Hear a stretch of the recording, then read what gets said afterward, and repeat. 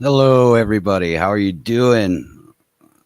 Phil here from the Zen Den. We are back, and we have people with us tonight. As usual, we have the sidekick, my cohort in comics mayhem, Hello, how's Mr. everyone Warren doing? Brown, and we also have a guest tonight. We have Max DeVill from Atrocity Press. Yeah, sponsored by.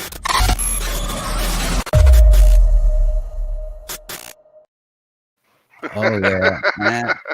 Look at you playing with bells and whistles, man. Yep. So what's up? It was sponsored by that and brought to you by.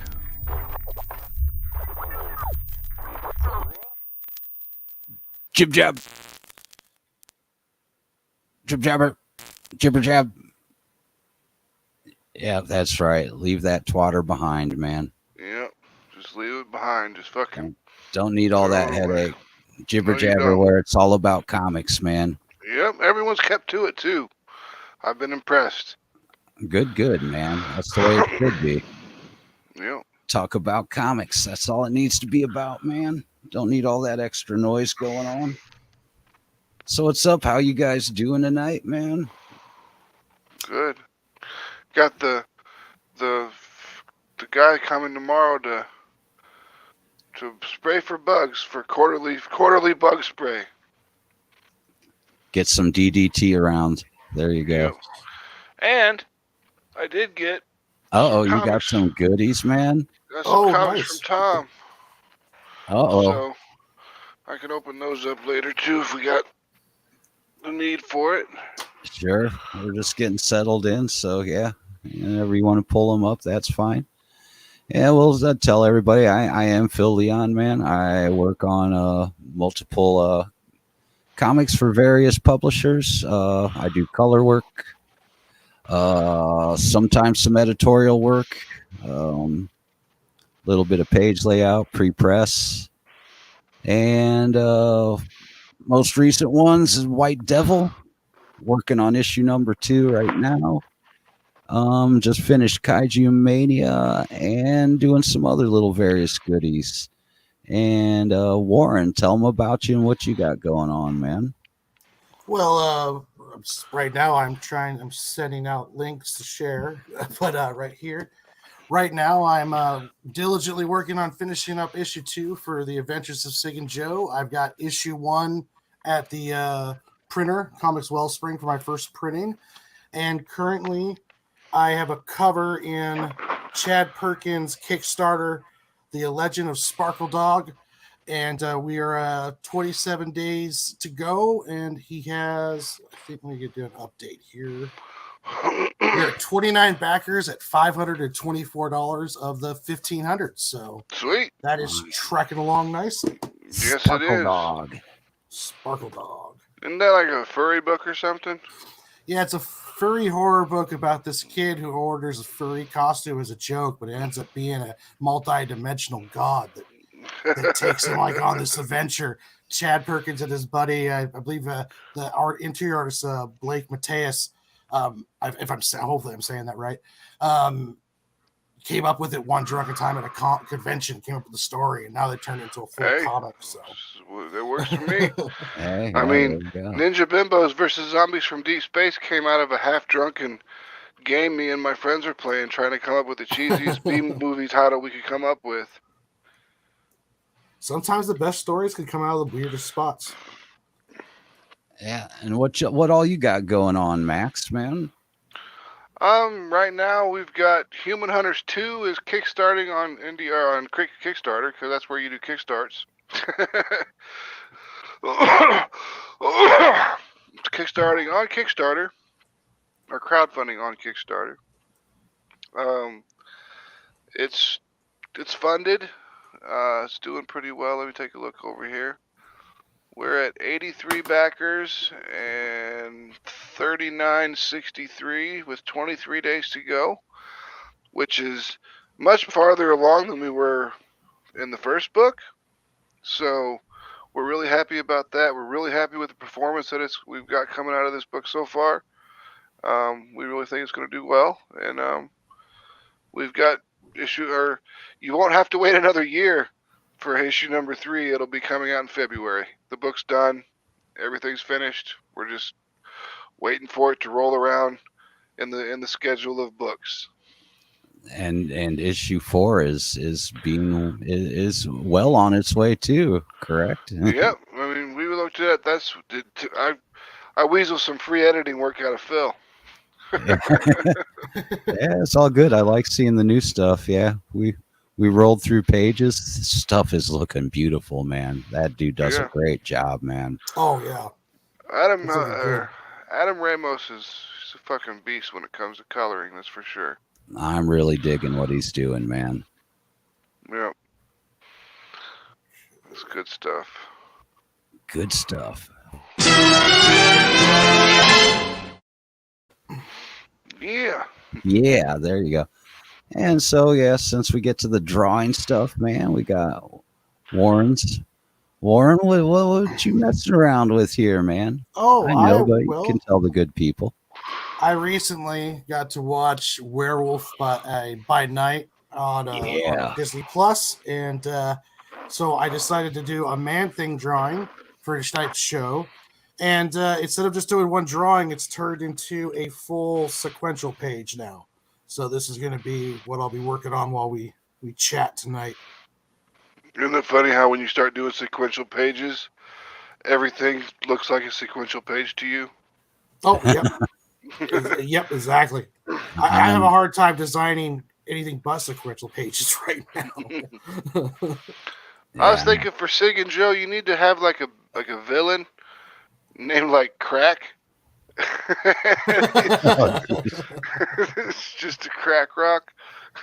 He's like, I am going to have an e-cigarette villain. That'll be good. It's going to be like one of those big, like kind of those big e-cigarettes that you saw like the hipsters had that had the big battery in them. Yeah. It's going to be like one of those. That'll be pretty good. Then as far as for me, man, I'm wrapping up a little bit of something that I've been working on with Warren.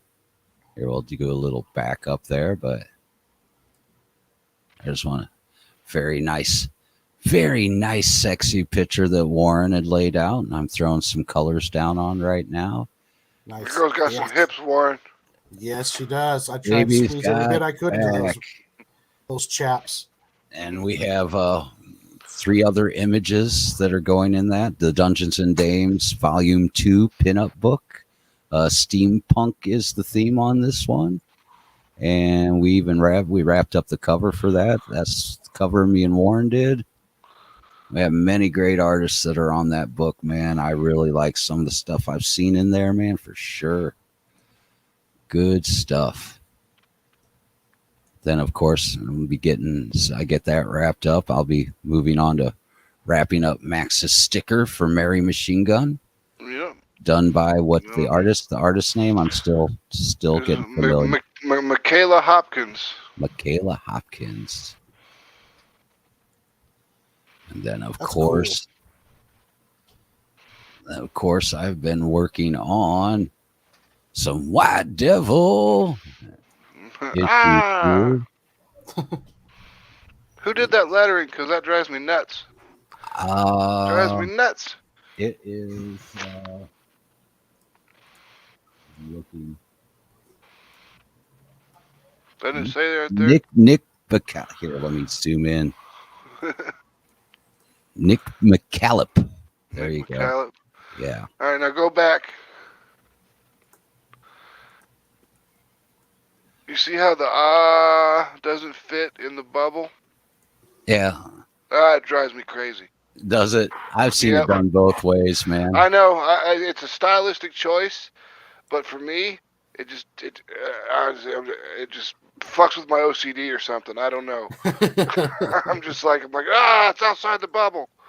Now, me, usually the one that I would do with something like that, I probably wouldn't even use a bubble. I just make the trailing off from them, kind of thing. But yeah, and here's the last bit I did. This was for Kaiju Mania, the final fight, man. This was a double page spread. Yeah, that's nice. Oh, thank you. And I decided I haven't done it for a while, and I don't have the draw on the screen tablet, so I'm still using old school tablet. So I would have designed that page a little bit differently if it's a double page layout. That way, you don't cut any of the monsters in half, because one of those monsters is getting cut in half. It's either going to be the guy with the rocket launcher or the owlbear looking no, thing. it actually comes straight down right there. So you still get plenty. You get plenty there. That's the middle, about right down through there. Actually, let's see. Yeah, right here. Right there's the middle. So nothing important's cut off, man. Yes, it should be fine. It just looks like it would be cutting into one of their faces. Yeah. But I guess no, not. Nope, not at all. And then, like I said, I was just screwing around last night when we were working, and I decided, well, I want to try a little sketching on the tablet that I haven't done for a while. So been doing a little. So Bill busted out his fucking Wacom Bamboo. Wacom Bamboo. No, it's the Intuos Pro 4, but nonetheless, it is not an on-screen one because money for those.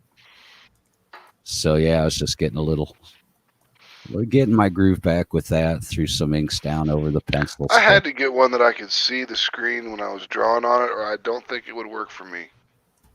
It takes a bit to get used to. I wouldn't be able to like. It does, because I've been going back over some lines on this and stuff, going, oh, you need to fix that, you need to fix that. But yeah, so we just basically had the pencils, started laying out, like there's the pencils, then started laying out inks on it, man. So yeah, not bad for being out of practice, man. Yeah. Old Grim Cuddy. I still gotta watch that. No, okay. I'm still. Well, I don't know. You were the one that said you didn't go to sleep until like fucking 7 o'clock in the morning or whatever. So I didn't know if you stayed up and watched the movie or what. No, I was just out. Yeah, I was just too zombified, man. It's one of those things where I couldn't sleep, even though I wanted to sleep, and I'm trying to sleep, and so I was just running some stuff in the background that I could just listen to, Conan soundtrack. No, I actually read the original movie Conan. I used to sleep to that all the time. I think with soundtrack. With me, I think it was just some YouTube horror stuff, podcast of people telling different little horror paranormal stories. Stuff. Yeah. Let's see what this little one is here. I like the God of War soundtrack. Yeah. For the newer game. God, I still got to get back to finishing that game eventually, man. I got quite a ways through it, and then I got busy with stuff. And I think Tony finished it. I had to do moving. Then I got busy with stuff, and then I just haven't had a chance to get back around to it since then. Which is good, because that means I'm getting work done. It's funny having a 7-year-old tell you that the ending of a game was disappointing. Oh. I beat that game. Really, how was it? It was disappointing. And I'm like, you shouldn't be talking like that. You should be like, it sucks, or it was pretty cool, or it was alright. I liked it so far, man. He loved the game. He just said the ending was disappointing. Yeah. Yeah. I don't know why. Because I don't know the ending of the game, but... Me neither yet. It's one of those endings that's where it's like it just ends. Everything's going along, and it's like part one now ends. Almost like how the Lord of the Rings, the first movie, did. Yeah, because they already going along, and all of a sudden it's just like credits hit, and you're like, oh, okay. Yeah, because they already intended on doing that next. What's the next one? Ragnarok. Yeah, that one should be coming out any day now, I think, or pretty soon. So that was basically like, you get the rest of the story in the next game. Damn, Tom ain't fucking around. 3 different layers of fucking tape. This is now we're at his homemade Gemini. Oh, he's using the homemade? Yeah, he makes them out of the fucking free stuff from the fucking post office. Okay. It would be too hard, man. You get the right kind of cardboard and figure out how to do your folds and stuff, man. It really wouldn't be that bad. But I think the amount that you spend on the stuff and the time involved making them, you'd be just better off buying them. That's why I buy them, because I get them for like 87 cents a piece. That's fine with me. Yeah. It's maybe Tom has something on me. I don't know how much I'm spending on shipping equipment or shipping material a year, but I'm pretty sure it's not. It's got to be pretty negligible.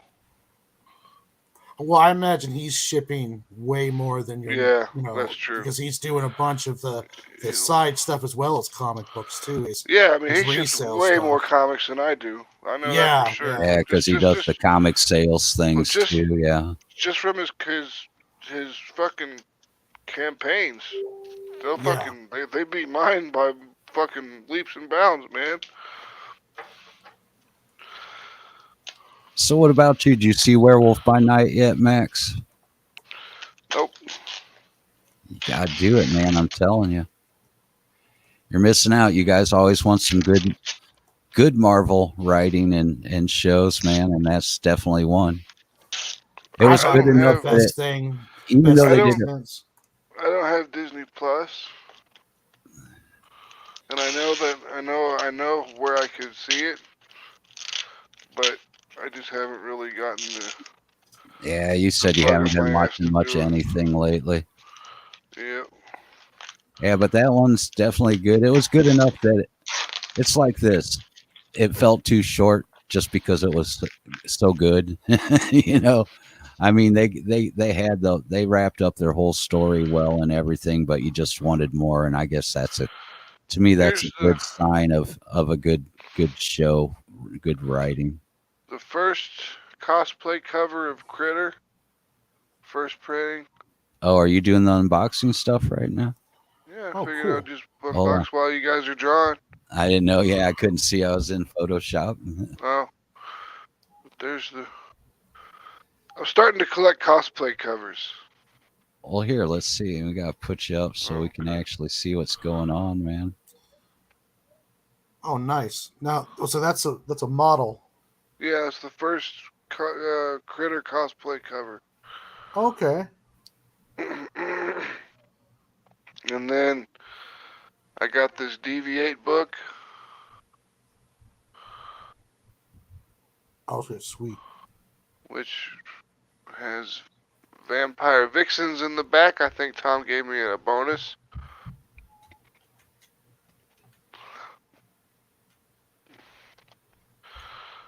And here's Vampirella number 6, which I've already got, but I don't have this cover. Clean this tape off. And then there's number 12. Didn't have this cover either.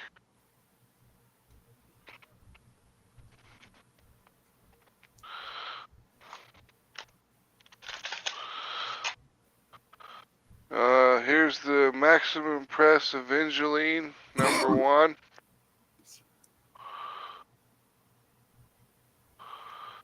Since we had John Stinsman on the other day, I figured I'd pick up a couple of the Evangeline books because Tom had them available. So I was like, yeah, it's serendipity. Was this what you ordered the other night when we were off air? No. This is something I ordered a long time ago. Oh, okay. It finally got to me because I had to forward my address. Right. Here's another Evangeline. Same book, different cover.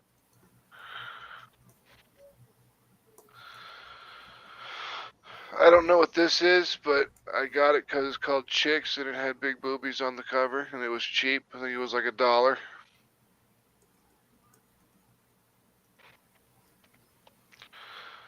And then, of course, we have a board in it. Chastity.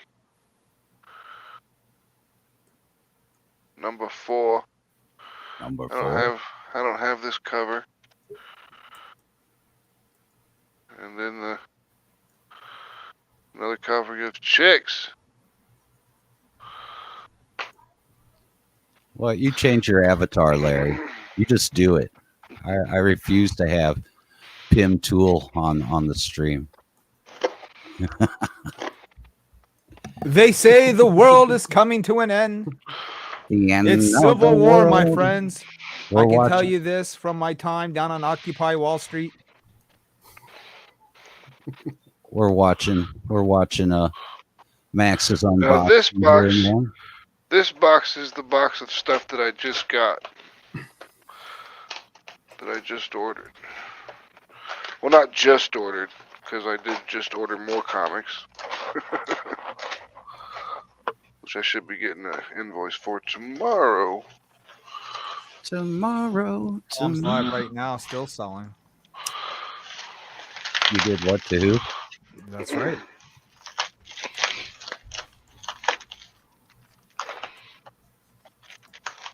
Did you hear, Max? Co-op is finally coming to Hollow, Oh boy. along with 2 new maps and some restructuring, and might have to get back into Hollow soon. I don't know. I think I deleted it. Although truth, might have to reinstall it. Mm-hmm. Oh, Hollow. Can't have games taking up 60 gigabytes of my hard drive. 60 gigabytes of your hard drive, 120 when it's installed. Still not as bad as Call of Duty. Let's see, we got foil cover of Evangeline.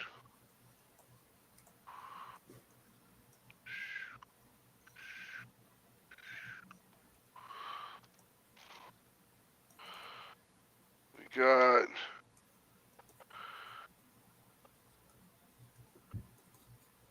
Jack the something. Jack the something. Jack the Lantern. It's about a pumpkin man. No Pinocchio Vampire Hunter, man? No, so someone had that. He had that, but I someone know. bought it. I wasn't. What's his face? BSG bought BSG it. bought it. Man. PSG. That was And phenomenal. here's another Jack the Lantern. It reminds me of Evil Ernie, so I picked it up. And here's Bullets and Bracelets. It's like Punisher and Wonder Woman teaming up. So thought that was kind of neat. I got Bullets and Angela. bracelets. I almost thought that was the last standoff between Larry and the Mounties, man. Bullets and bracelets. Yarr, I'm the Mountie. Angela number 3. Angela number 2.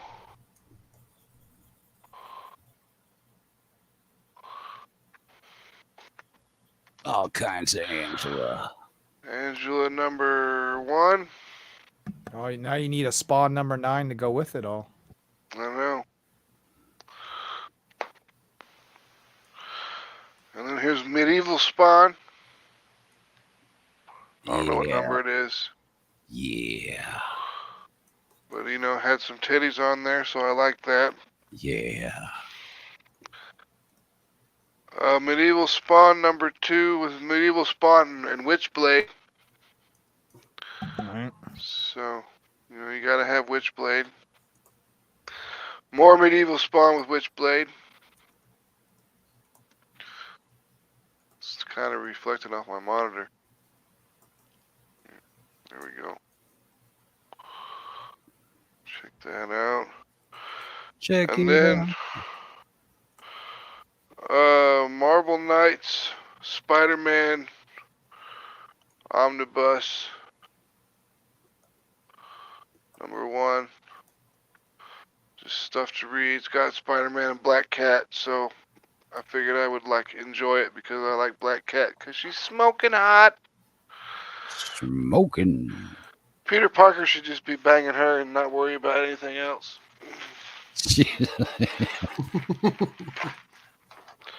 Mary Jane, she's just too much of a fucking. She's too much of an emotional problem. Too much emotional baggage. Yep. But that is the stuff that I have received in the mail as of this morning. Except for the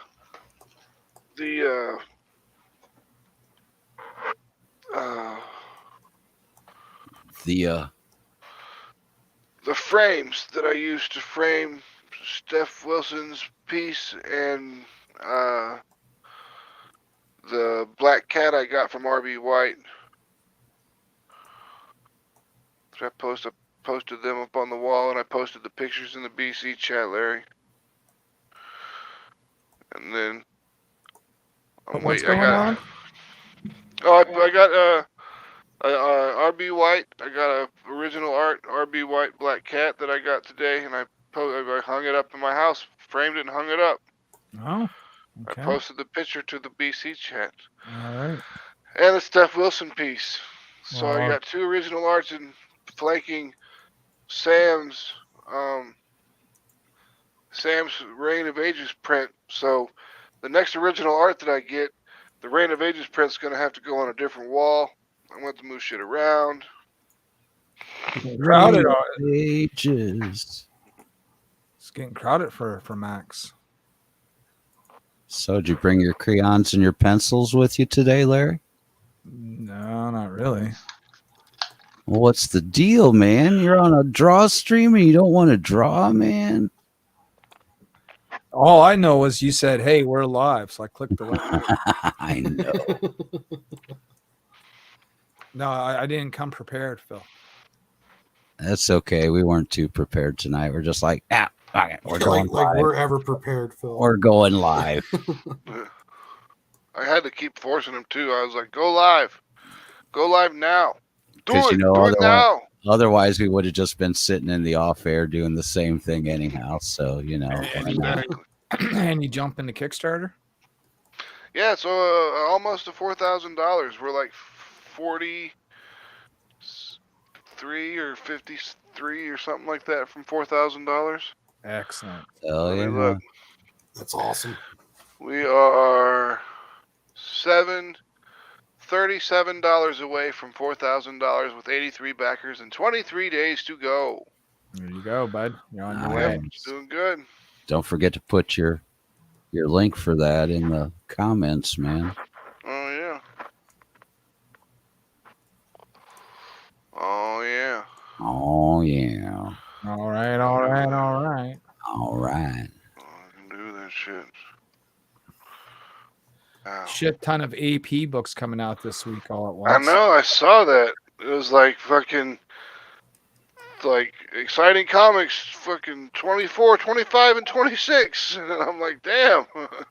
Yeah. Finally catching up.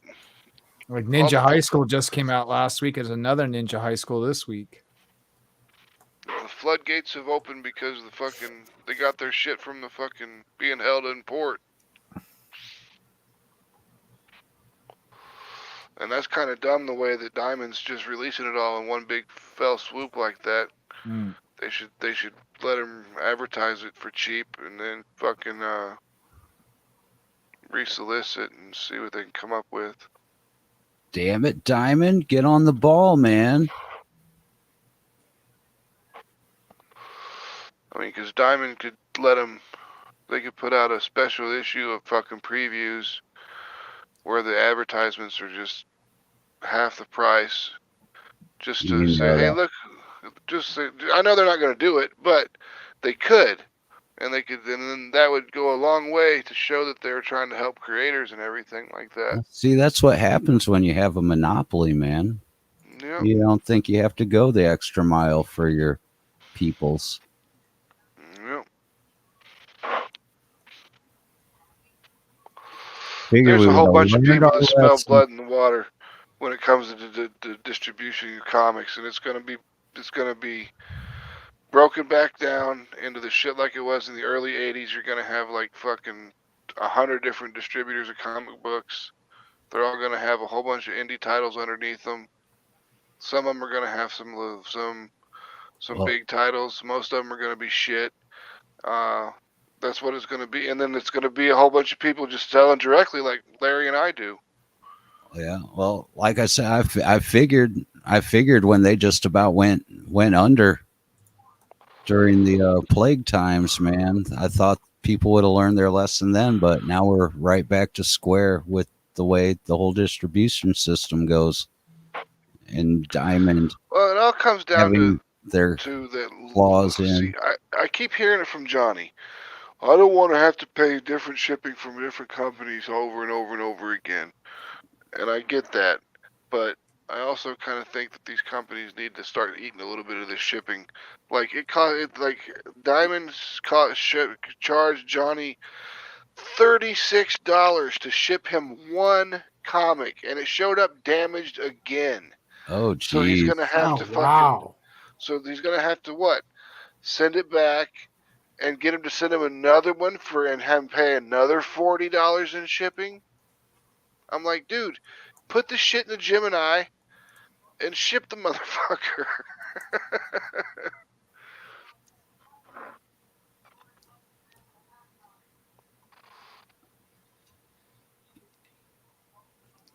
Yeah. They put it in this big ass box too. It's in this big giant box.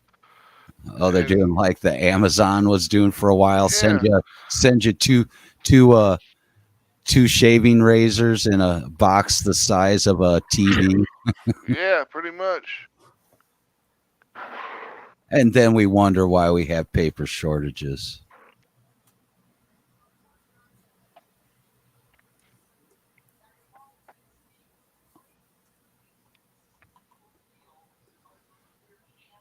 So, Larry, you seen Werewolf by Night yet? Phil, you just added another week. Hey, you're lost, man. You're lost. Did you watch the Andor or did you fall asleep? No, I watched that. That was good. Yeah, still staying pretty good, huh? Mm-hmm. So what? From like since episode 5 came out, it's pretty much stayed rolling then pretty well, huh? Yeah. No, I mean, it's like a long movie. Didn't slow back down after the heist? Oh, of course it slowed back down, but now it's more intrigue starting to happen. You know. A heist, another heist. No, but they basically know he was part of the heist, and now they're looking for him. And fucking Oh, okay.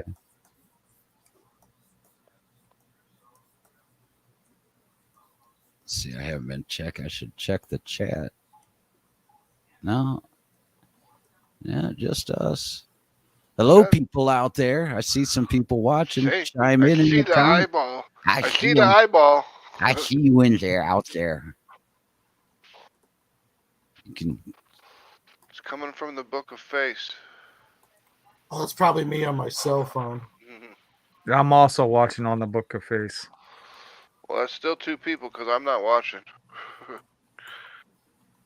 Well, I want to keep an eye on the chat, see if anything comes through. Yeah, I am. That's why I just said I was just looking over there now. I'm juggling between working and paying attention to the comments.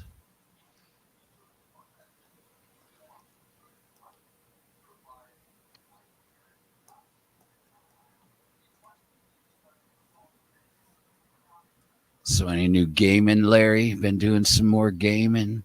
When? I don't know. Since I seen you last night, like I don't know. I'm just. Well, here's a question. How many comics did you get read at work today? I didn't read. No, that's not true. I read 2 Glories. You work on your new book? Yeah, I wrote down some more notes. Cool.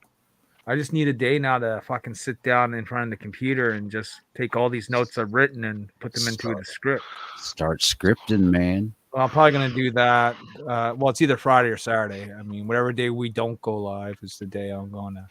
Panel 1, bow, titties. Panel 2, Wow, titties. bow, the ocean sprays the titties. Panel 3, White shirt is now see-through. Nipples can be seen. Panel 4, legs wide open. Yeah, the usual Max book MO. But I want to get it done quick. I want to get the script written for Savage Sin and jump right back into Niobe Outbreak.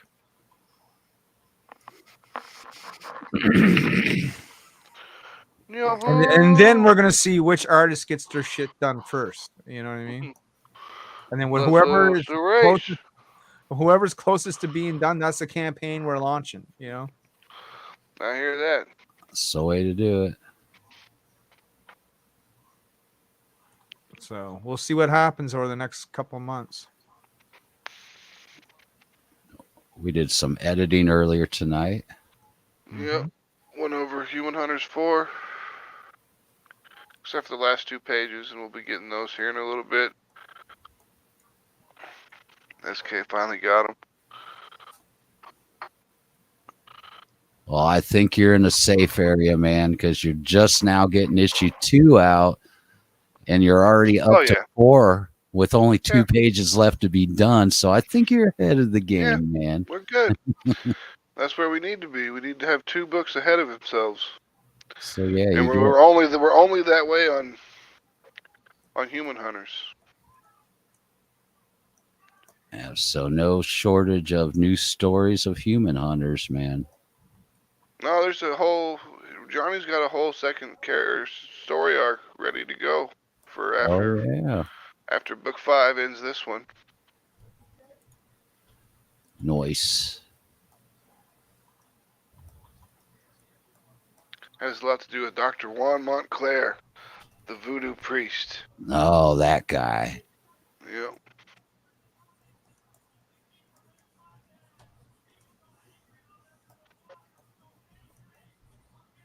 Those Montclairs, man, I'll tell you, you gotta watch them. I'm thinking I keep trying to get Johnny to let me put Jekyll and Hyde in the book. Jekyll and Hyde together. Is he not a Jekyll and Hyde fan? No, he likes them fine. He just doesn't know where they would go. And I'm like, we can figure it out. So I'm going to keep pushing for it. Have any of you guys ever seen Jekyll and Hyde together again?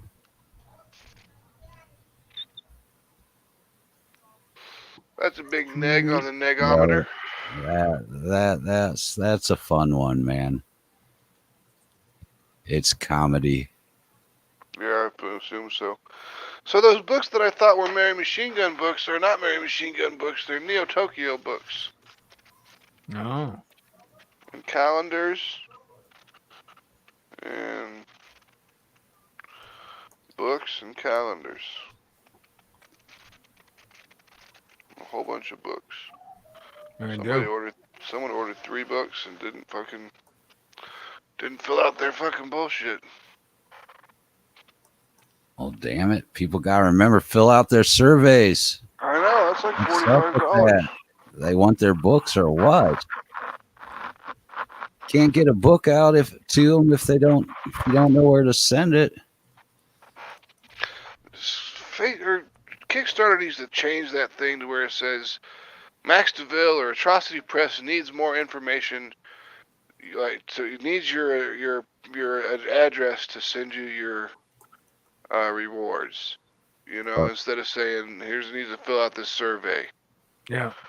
But remember, we have been informed that you can. Yeah, you can change it. Yeah, so I'm definitely checking it on this next one when we rock it out for sure. Yeah. 100%, I'm gonna check that shit out. Because if it can be changed, then I'll definitely change it. Mm-hmm.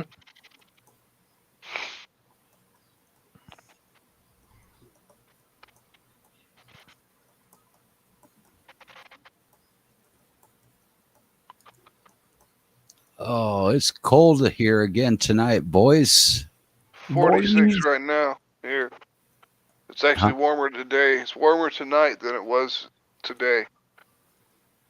Yeah, that's probably the way it's going to go here too, because the temp's supposed to be picking back up. But man, that under 30 degrees stuff just doesn't cut it with me, man.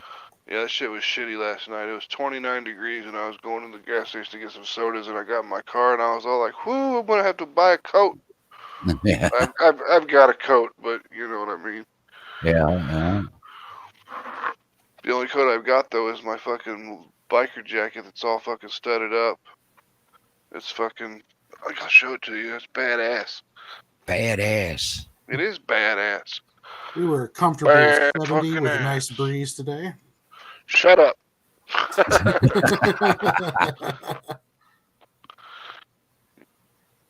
Your mouth.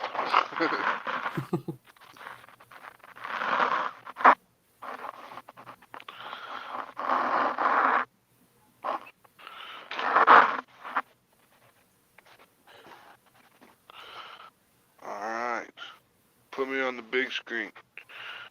For the price of a comic, you can get some human hunters, and so we can get Max a All my buttons. jacket. All my buttons are currently off. Oh, So I have buttons on the front, and then on the back. Misfits. Nice. Psycho 76. We did all those all these by hand. Now you're going to get out the bedazzler. And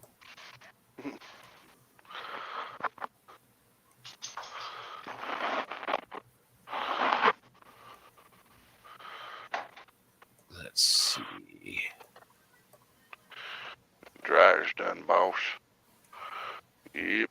And French fried taters. French fried tater. You gonna eat them French fried taters? I like them French fried taters. What size would you like, sir? Oh, the biggins. I reckon I was gonna kill you. I like that potted meat. It's a bit loud, but it's good on a cracker.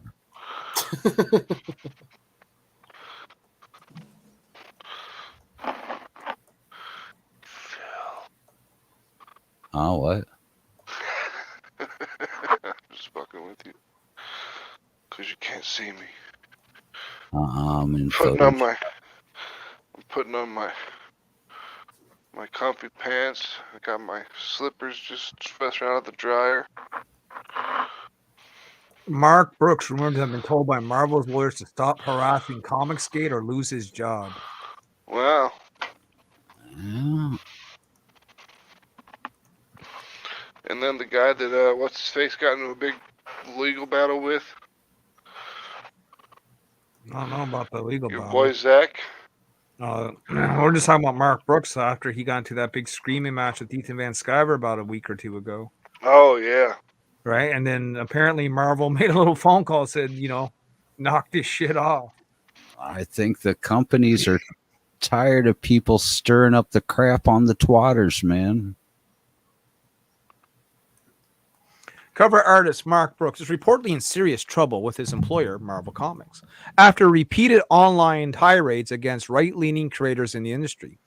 His continued outbursts have been an embarrassment to Disney and the mainstream comic industry as a whole, with attacks on Eric July, Ethan Van Sciver, Irene something I can't pronounce, and others over the last year.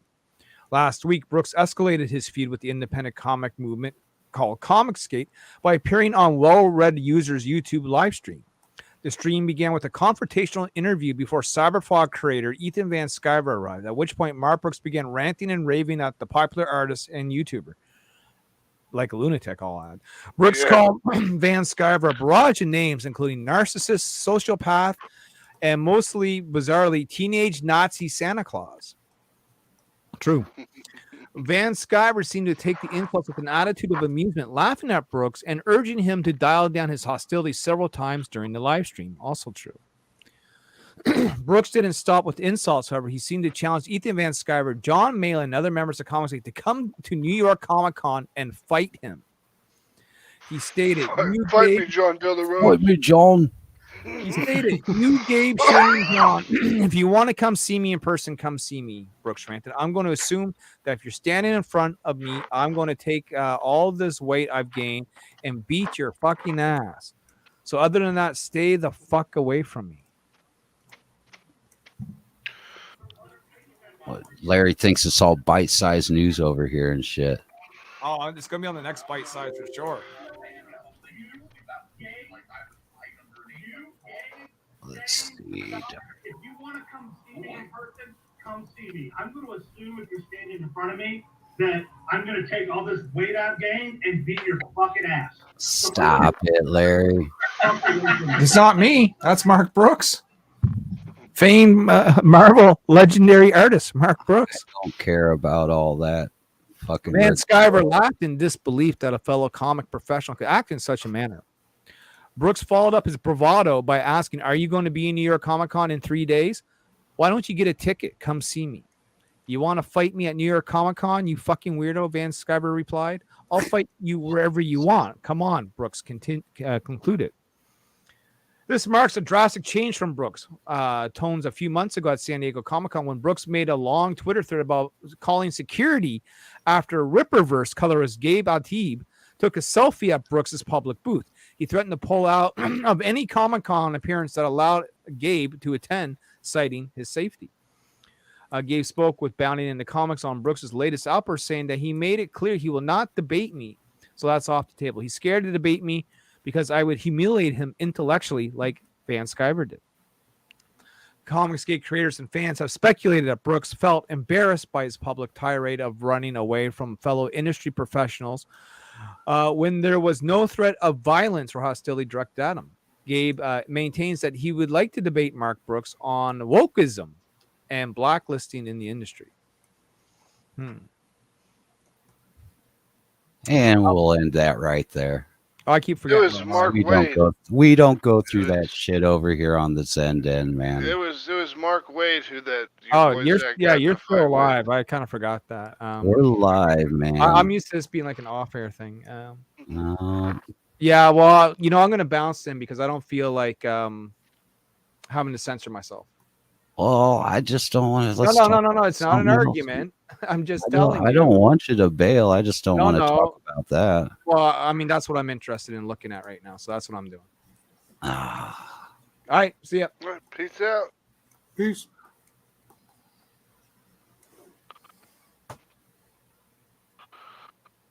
So, anyways, what are you working on? Warren, you got this man thing? Yeah, I started out going to do a picture, then I just ended up doing a whole kind of sequential, and it's moving along real fast, actually. What I think about doing, too, is I'm not going to ink it that much. I'm going to start doing the grays, and I'll just ink where it needs it, Mm-hmm. and then I'm going to keep as much pencil and see how that turns out. Like, just gray paints over top of pencils. That's cool. I got some pencils. Pencils. I got my pencil. Give me something to write on, man. Where did that come from? All right. Actually, his arm's too long. I need to shorten that up, so his arm will just go straight down. There we go. Here's some pencils for a calendar.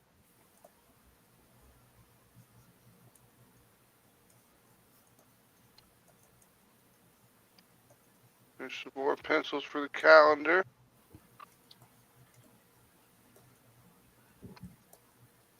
There's some more pencils for the calendar. These are like early pencils. Sketches, really, on this one.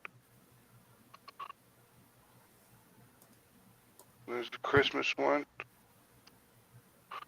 And a little bit more detail on the Christmas wall. And then we got Leah. And then we got some pages from Ninja Bimbos versus Zombies from Deep Space #2. Space. So, be good stuff. Hell yeah.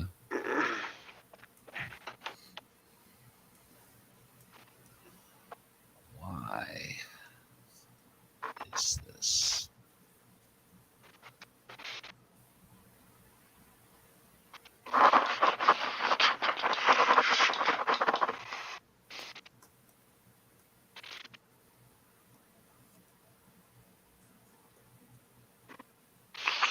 not your fault. You're dumb. You got a little brain. You got a tiny brain. Sometimes.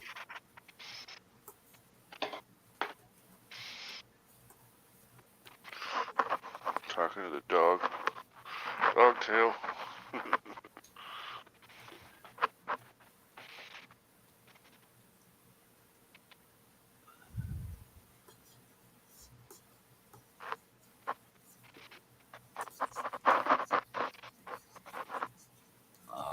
Yeah. Oh, I guess I don't need to be sharing my screen. Whenever you want out. I'm not taking you outside. We were just out there.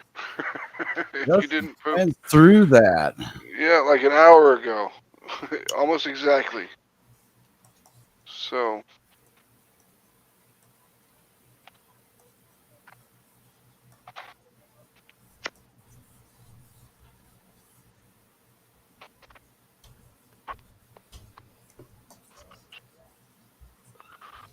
we're drawing a man thing. So how are you doing all that noodling? How do you get that done? You just kind of just draw little wiggly lines, or what are you doing here? Well, I do a first pass, which kind of sets up where I want everything, and I'll darken that up, and it kind of helps out with the composition. And then when I lighten it down, I'll hit up and I start doing more of his lines. But when you're doing when I'm doing vines, I keep my hand kind of loose, Are and you using Clip Studio? yeah, Okay, because I have that too. yeah, I have a easier than rough Facebook? pencil. Is it easier than Photoshop to learn? I've never used Photoshop. Okay. I never I had the think money to pick up a copy.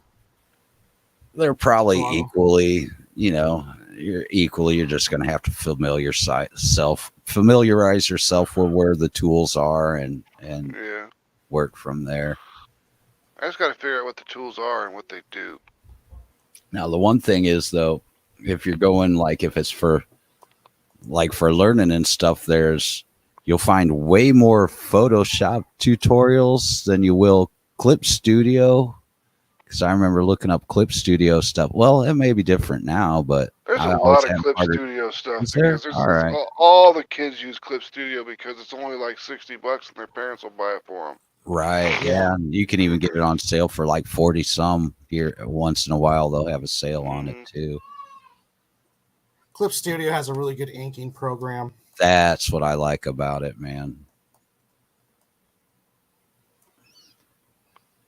That is definitely. And it's made pretty much specifically for comics. Right. Almost just for comics. Yeah. Yeah. Its animation works pretty good, but it's real time consuming. Yeah, I heard that. I heard that you can do some really badass animation with it if you want to spend the time on it. Yeah, it's essentially just a digitized version of the old school pro or the current pro method, where it almost looks like a digital version. If you ever see a manga animator, like a stack of whites, and he's like drawing one, flips one up, draws the next one, flips up, and doing all the frames. It's almost the same thing, but just digitized. Mm.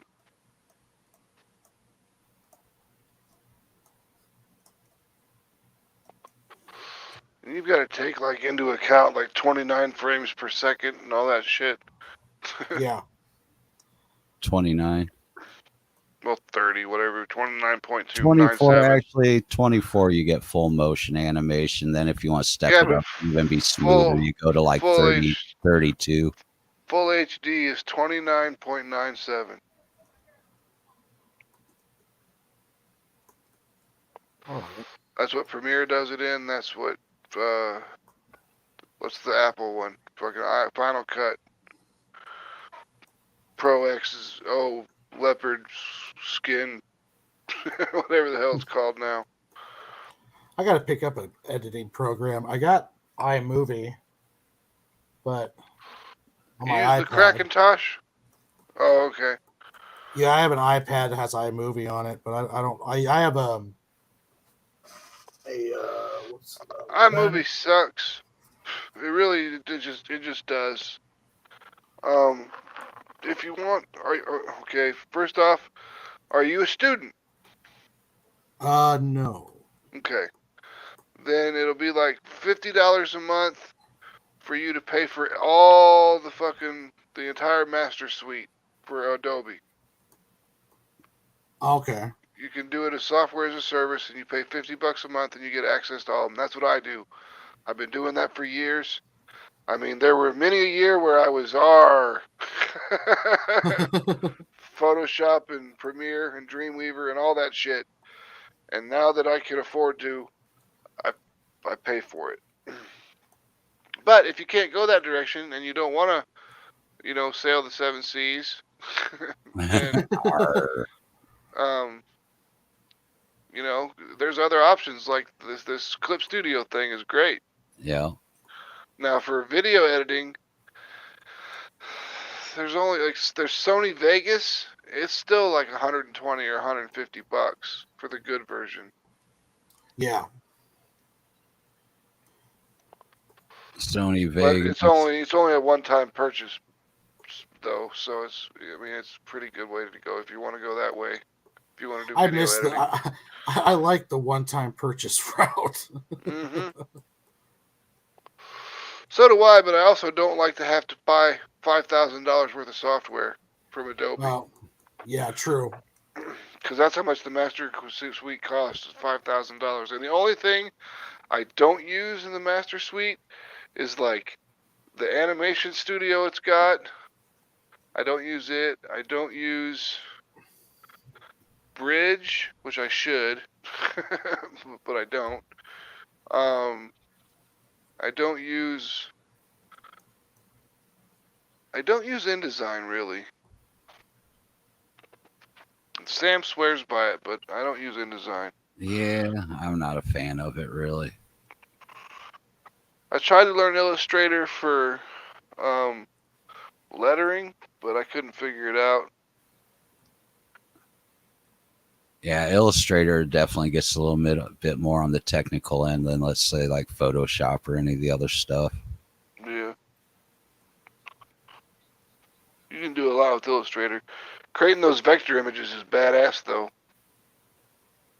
Yeah. Because you can just you can just save your shit that you make in Illustrator as a vector. Yeah, that way you can resize it any way you want, change colors any on size, everything, all that stuff. You can do all sorts of shit with this shit, man. That's the benefit of vector graphics, is resizing without any loss and easily being able to change up color schemes on finished stuff. Tell you what I'd do if I had $1 million, man.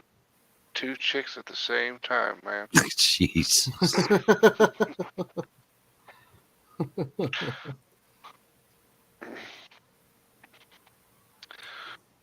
I wouldn't do anything. Well, you don't need $1 million to do nothing. Look at my cousin. He's fucking broke and don't do shit.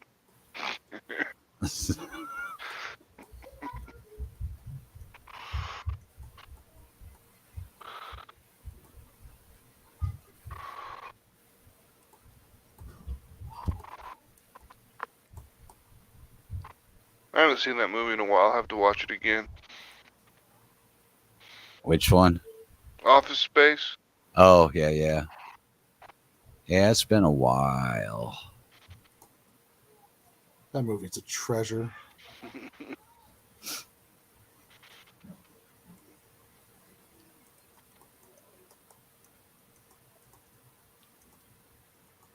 Burned the building, set the building on fire. That's my red stapler. That's my single and singer length stapler. It's a swing line. Swing line. Swing line stapler. Yeah, I'm gonna need you to come in Sunday, okay? Need that. If you color this, that bird needs to be yellow. Yellow? Yeah. Okay. A yellow Make bird. it yellow. A yellow bird Yellow with a bird. yellow bill. See. Sitting on my windowsill, I lured him in with a piece of bread, and then I crushed his fucking head. Grim, man, grim. That's an army cadence. Yeah, I have not heard that since like '99. Like, damn. I have not heard that because I wasn't in the army. I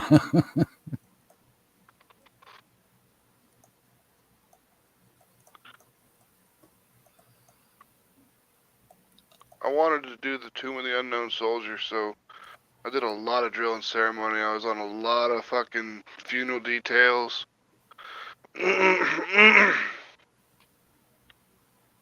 Everything. Everything, man. Let's see, color overlay. Because I was good at drill and ceremony, boy. I could fucking...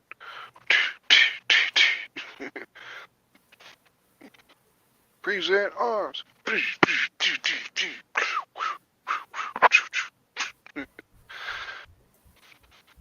Present arms. I have 2 of them. But don't bunch.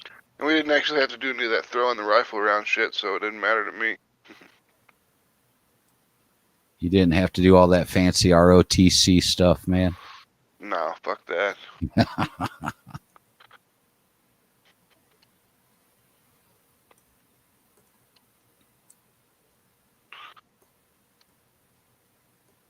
Let's see how now.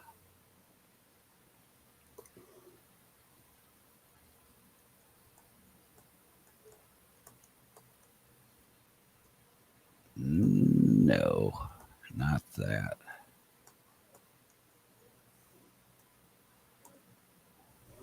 All right.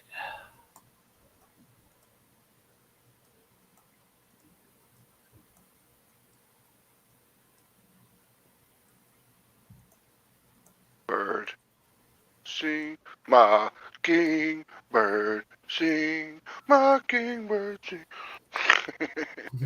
Oh, Word. oh, bird. Hey, Phil, did you hear? Bird's the word. Yeah. I thought so. Bird, bird. Mow, mow. I don't mow, mow. Everybody, have you heard? It's a brand new dance and it's called the bird. I said the bird, bird. Bird is the word. Gage.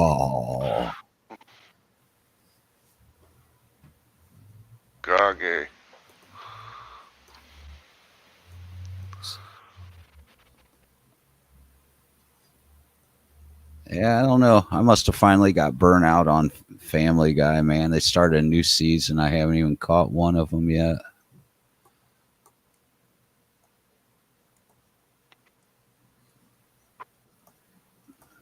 I haven't watched Family Guy since like season 13. Yeah, lately anymore, it seems like the season's around for a minute, then I'll finally catch up on some of it. But I don't do like I used to. Like, oh my God, they're starting a new season.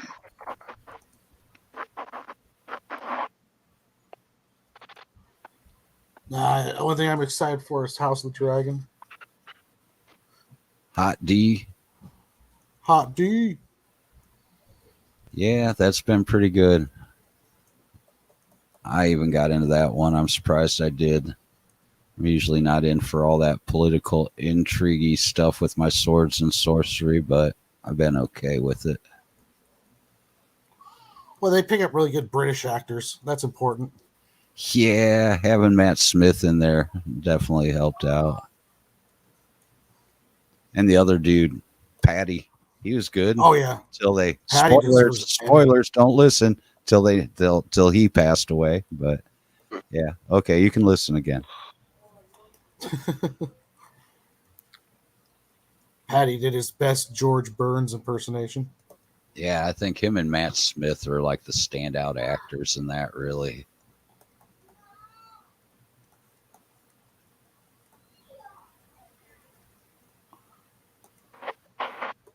I like it.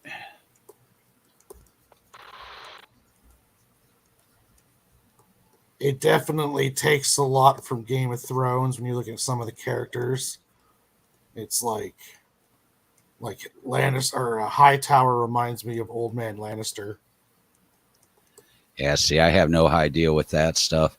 I tried to get into Game of Thrones, man, and everybody hyping it and stuff. And I tried to get through a couple episodes. I was just like, man, it's not for me, man. I don't know. I don't know what it was. I don't know why I couldn't get into it. I got into it really late. Like I didn't start it until the last season has started. And I didn't wait that long, but I kept seeing everybody hype it and hype it. It's like, I should at least try it out, see what I think of it. And then I was like, eh. Like I said, I'm just usually not into the whole political intrigue stuff, man. When I want my sword and sorcery stuff, I want my sword and sorcery stuff. I don't want to have to wait for being 98% through the series before I see dragons. Yeah.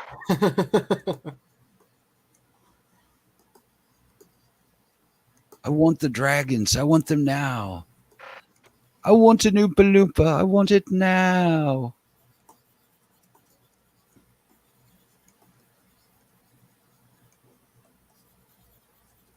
Let's see. Duplicate.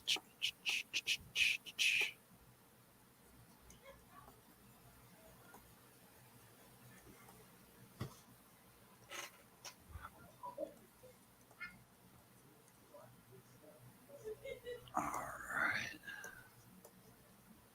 File save. Okay, getting there. All right. Take over for a minute, guys. I got to take a quick little break. Bill's got to pee. No way. Because he's Bill's little gotta boy's pee. room. He's got to pee. He's got to pee. Pee, pee, pee, pee. Pee, pee, pee. Oh, Phil should never leave. It shows just devolves instantly. What are you talking about? This is great. Top of the line stuff. Man, I can't believe I got all these books. That's a lot of comic books.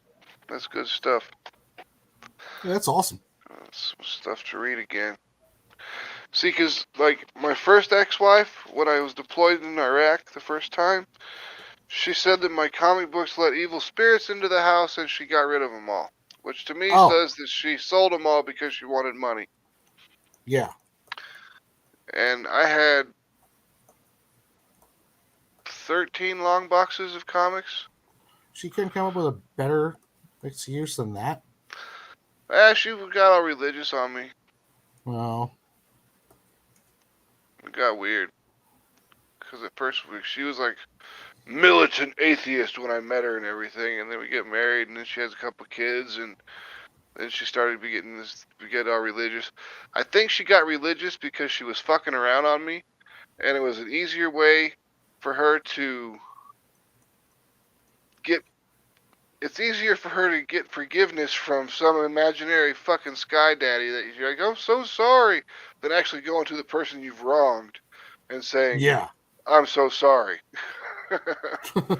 Because that might actually cause problems in your life. Like, you're getting divorced. Because that's like the one thing I won't fucking put up with at all. And so... women know that, and they'll fucking just use it to fucking end a relationship with me, which is so dumb when they could just be like, I don't want to see you anymore. And you save a lot of trouble that way. And I always tell them that too. I'm like, if you want to fuck someone else, just call me up. Be like, look, hey, I don't want to see you anymore. I want to fuck this other dude. Be like, okay, whatever, bye. Click. Welcome to the Zenden After Dark. Yeah. I mean, I don't care what They're an adult. They can make their own decisions. I do what I want. I run with 5 gangs. I do what I want.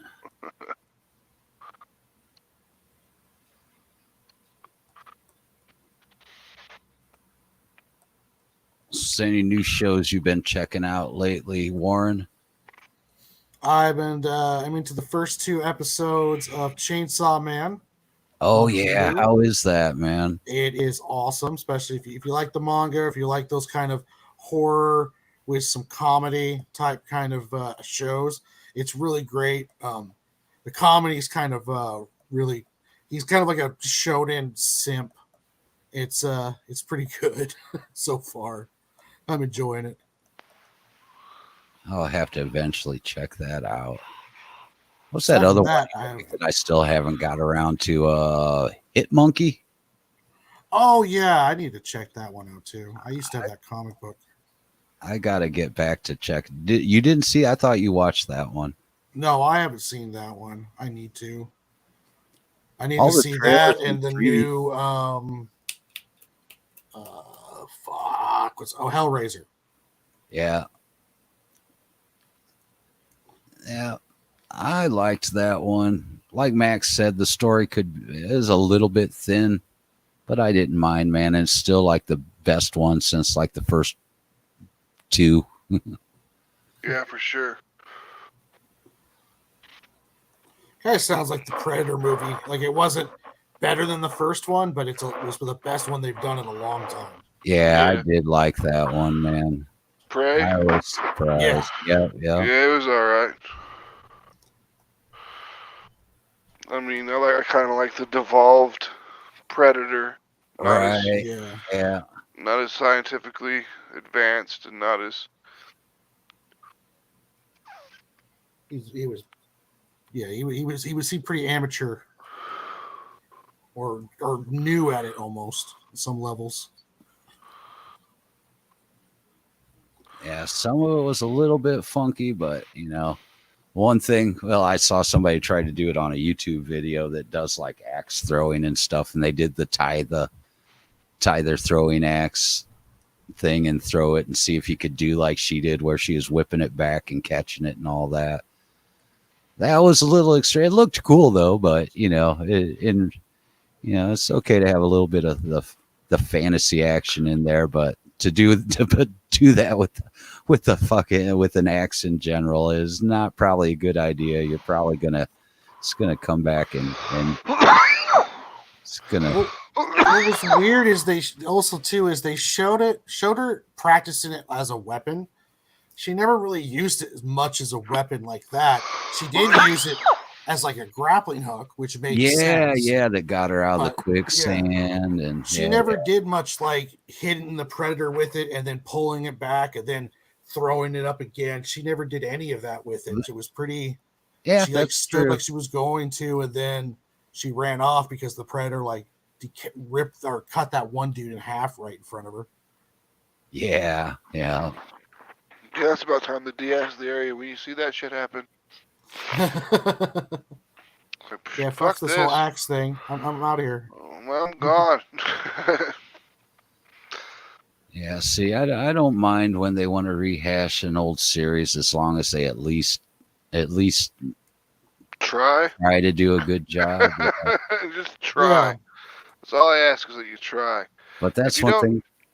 If you don't give me something like completely different, change something that's integrally different, but so it makes it a different fucking movie.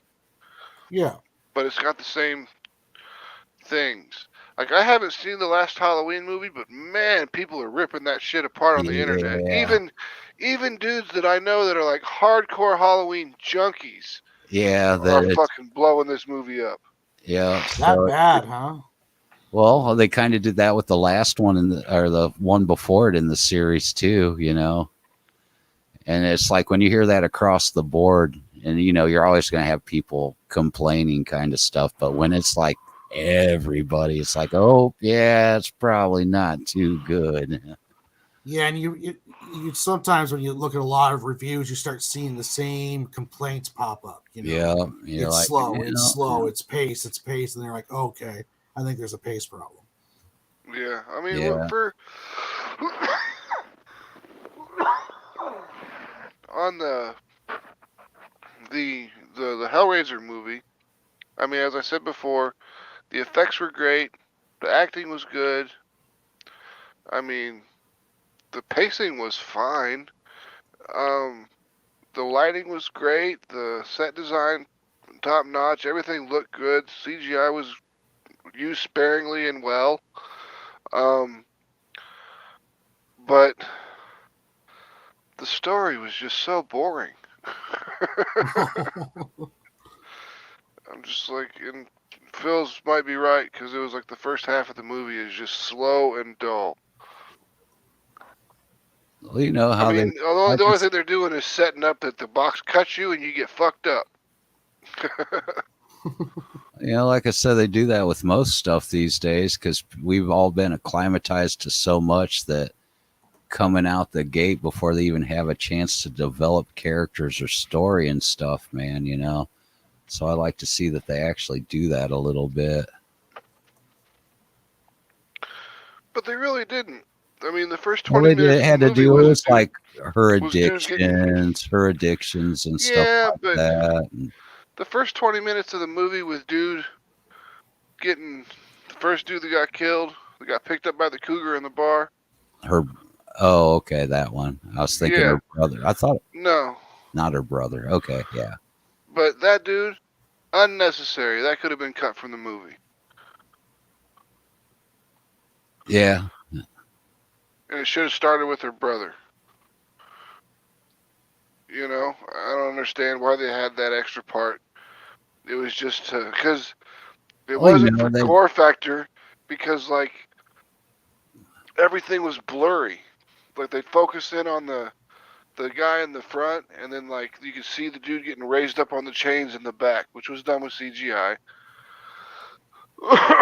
But it was all blurry, so you couldn't see it that well. So it wasn't like a gore shot or anything. So it was just kind of like, why are they doing this? Except for to pad the movie. well, that was If they could have cut 20 minutes off of that movie, the beginning of that movie, I think it would have been. I think it would have been a lot better. So yeah, pacing probably wasn't the best. It was okay once it got going. right. I mean, once it picked up in about the middle part when they get to the place, Right. Yeah. that's when it really starts to kind of feel like a Hellraiser movie. Right. And I like the female Pinhead. Yeah, that was a Didn't good bother one. me. No, well, like I said originally, that character was more androgynous anyhow in the actual Yeah, book, in the book, yeah, it was like where like none of the Cenobites had any. actually it was kind of a little bit where it was more androgynous, but looked kind of male like, but had a super high voice kind of thing, which is kind of weird. Like I think it kind of reminds you, wasn't it Powerpuff Girls did that with like some demon dude or something? Yeah. Yeah, Like kind of some- like that. yeah. That's kind of how I was guessing it would have, you know, how it would have been the way it was laid out in the book. Yeah. Now I have to I say, there, think it was supposed to be kind of an angelic voice type of thing. right, And that was Yeah. part of what was making it scary was the fact that it was like this angelic angels to thing. some, demons to others. You know.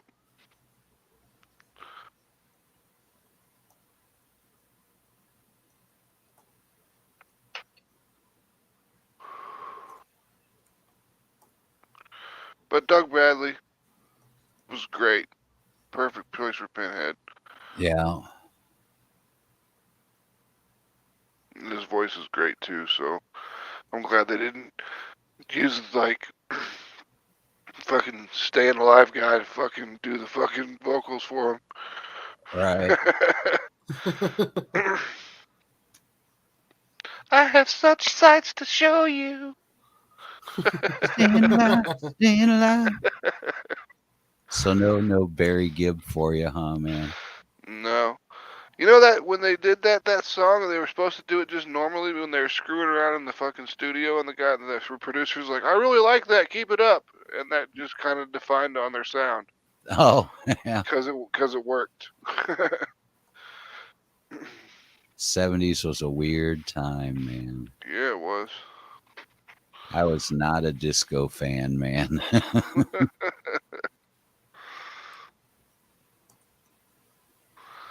I was the one later.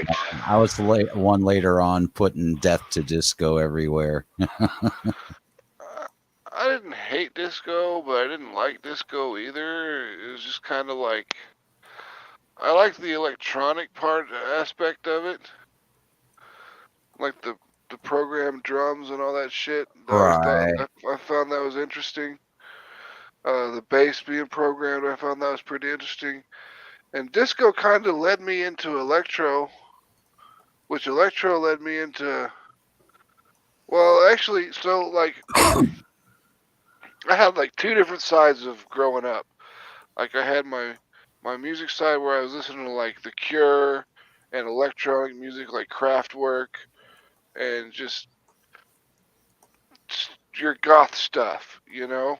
Right. And then I was listening to Metallica and Megadeth and Sepultura and fucking Anthrax and AC/DC and just everybody, you know, everything metal, Pantera, fucking all that shit. Real And metal. and then I think it kind of fused together with the electronic and the anger of the metal. And Well, that happened around like created that was created kind of industrial music. right. Yeah. Well, true industrial was weird at first, if you remember, man, where Yeah, it it was was power mostly tools noise. and beating on oil drums Yeah, it was and just all mostly that. noise bands. Yeah, yeah. But Then along Skinny came Puppy, Skinny Puppy and 9 Inch Nails and Alien Sex Fiend and shit like that. yep.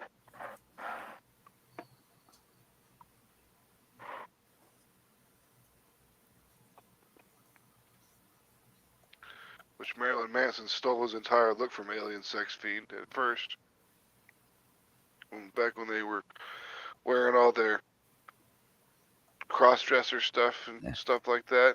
Beautiful people, the beautiful people. No, I'm talking like before that album, even Oh, like okay. like Portrait of American Family, the Black Bus. That's that era. Yeah. They just totally was graping on Alien Sex Fiend.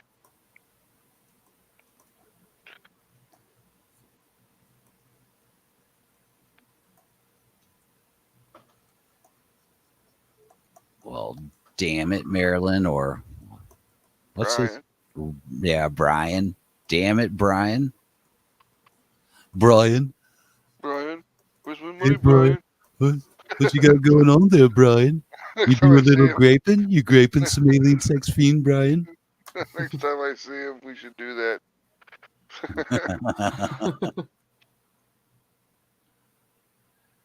You got yourself a little looped track there, Brian. You got yourself some distorted guitars.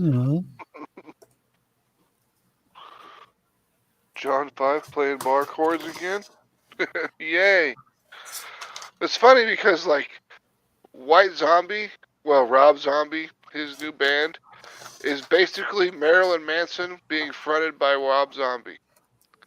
Because he's got John 5 as a guitarist, he's got Twiggy on bass, he's got, I don't remember who he's got playing drums. It was one of the drummers from Marilyn Manson. Yeah. I haven't got to listen to it yet, but yeah, I've seen it. Seen it's around. Well, I mean, when we went to saw them at the show, I was like, this is just Marilyn Manson playing fucking Rob Zombie covers with Rob Zombie singing the fucking karaoke at the same time.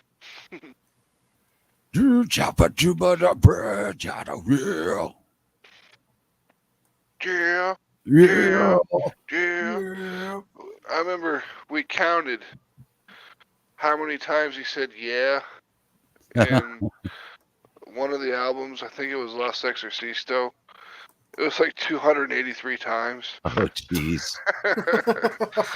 Because there were songs where the whole song was just yeah, yeah, Yeah. yeah, yeah, yeah, yeah, yeah, yeah. Do do do do do. I remember.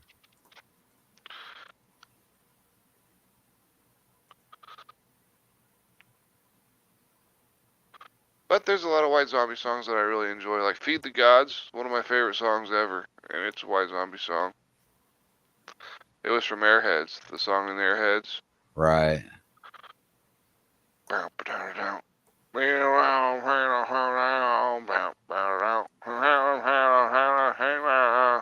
It's almost like Rob Zombie playing fucking Ministry. Before the movie came out, I actually, one of the ones that I dug was the House of a Thousand Corpses track before the movie was even around. It had a cool, creepy feel to it. Doom, doom, yep. Yeah, I didn't like that shit. When it got Welcome all to the house built of sin. Yeah, that one.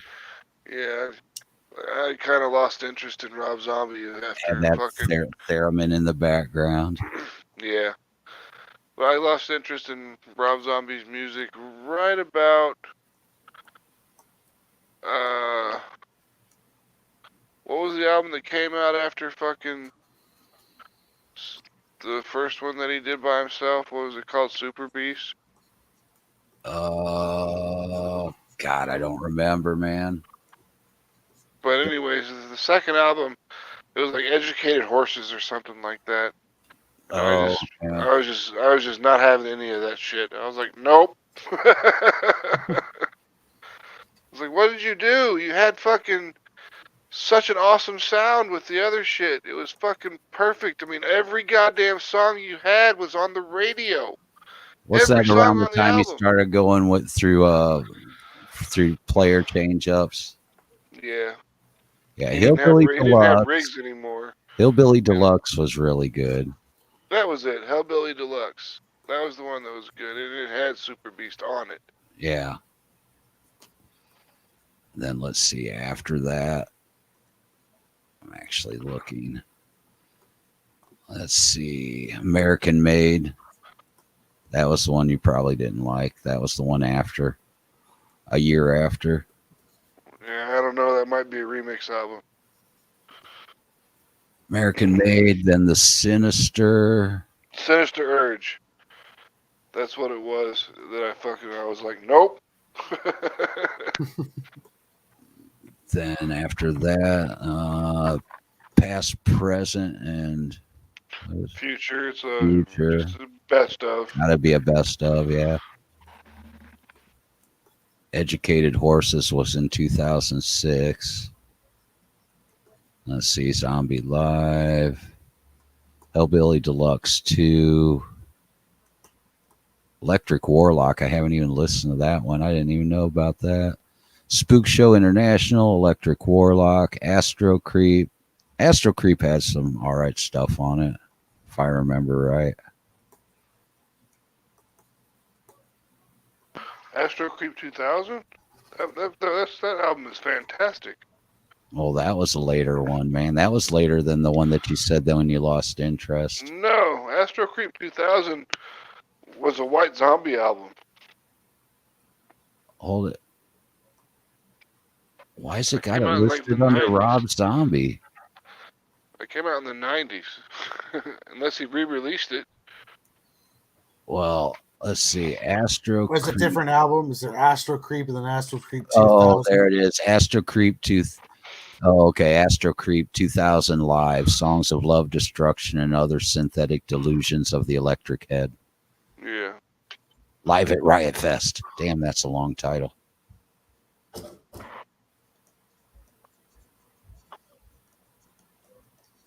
It's his version of Ninja Bimbos versus Zombies from Deep Space.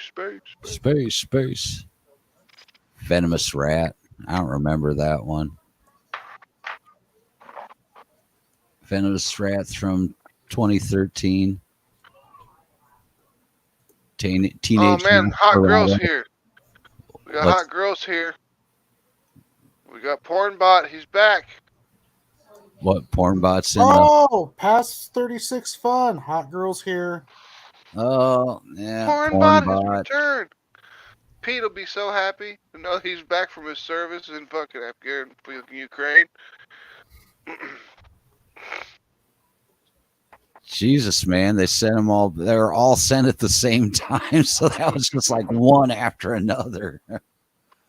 Hot the Goodles. Variations. Goodles. Click here. You got a black heart after Oh. one, a pointy finger and a red heart after another red heart, and then one that just says 76 afterwards, whatever that fucking means. Got the snip. I'll save that shit. You're I'm gonna post that to the BC chat and tell Phil or tell Pete that tell Pete. the Pornbot is Pornbot's fucking back. He's back from his fucking tour of duty in the Ukraine. He's safe. He's back home. And he's back out slinging porn. Where did it go? Capture. I don't even see. I don't look like Pete's being active tonight. I don't see him in the. I've seen any of the comments and shit. I think he's working. Yeah, probably. Well, not this late. Oh no. He could be working on his paintings though too.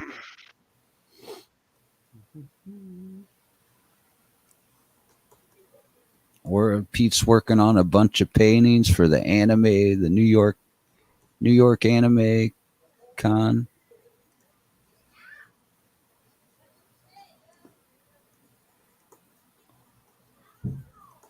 Yeah, he's been busting out a lot of canvases lately. He's been putting some work in. Yeah.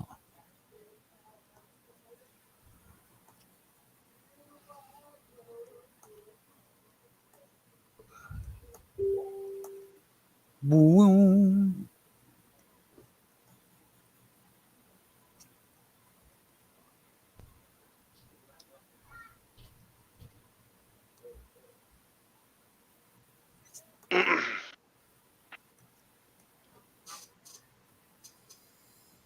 Dig through the witches, burn through the witches, and slam in the back of my Dragula. But the Dragula didn't have a back seat. That drives me crazy, and he knows that.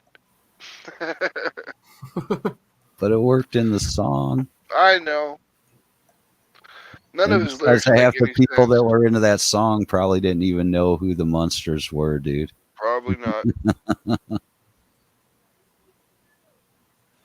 Yeah, yeah.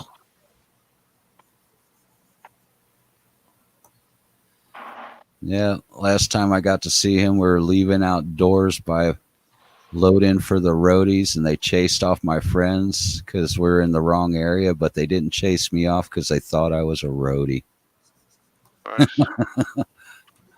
Nice. I could have wheeled off with a nice case of equipment. Could have got like the robot head or something. Yeah. No, Rob told me to take this back to the car. Something's wrong with it, and the dude out in the parking lot's going to fix it. And this pickup that looks just like mine. It's kind of the same thing that happened when I ended past the gate of the VIP gate for suicidal tendencies, and got to hang out with a minute with Muir as he's leaned up against a wall chilling out. And I'm like, hey, what's up? Hey, like your stuff. Thanks, man. Yeah. You know, I was not fanboying, but it was still cool. Got to talk with Muir for a minute accidentally. That's what happens. Long-haired and leather, man. They automatically assume you're a roadie, man. I think Yep. if you're not in the band and you got long hair and leather, I guess. And it's not the 80s anymore.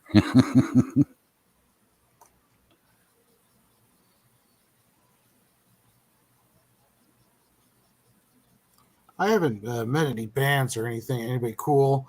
I did fanboy when I met Mike Magnolia, but that was about it.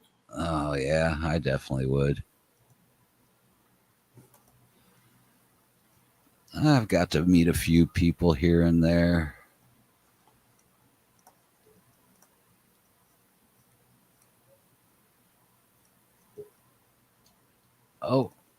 Oh, we have a pop. Hey, holy crap. Holy crap. I live. Look who snuck out of the shadows, man. That's right, boys. How's it What's going? up, John? Dude, I've been busy.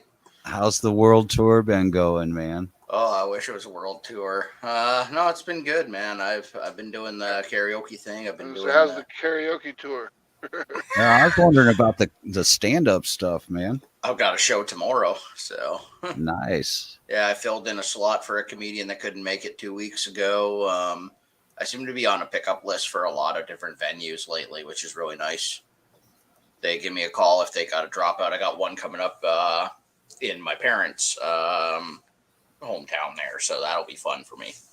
I got a whole lot of family that'll be at that show. I'll give them a reason not to come to any more of my comedy shows, that's for sure. But yeah, no, the bar is good, man. It treats me good. Karaoke's fun. Except for when you get those couple of drunk people that want to sing American Pie for like the fucking third time in a week. Play Skinnerd, man. Freebird, man. It's all of them. I want Freebird. All right, but I got like 18 Freebird. other songs to play. Oh, Freebird. Stairway to Heaven. Is that Picture by Sheryl Crow and Kid Rock still popular? Oh my God. Yeah, Oh, that's yeah. luckily for me, I've been marked safe from it for like a month and a half now.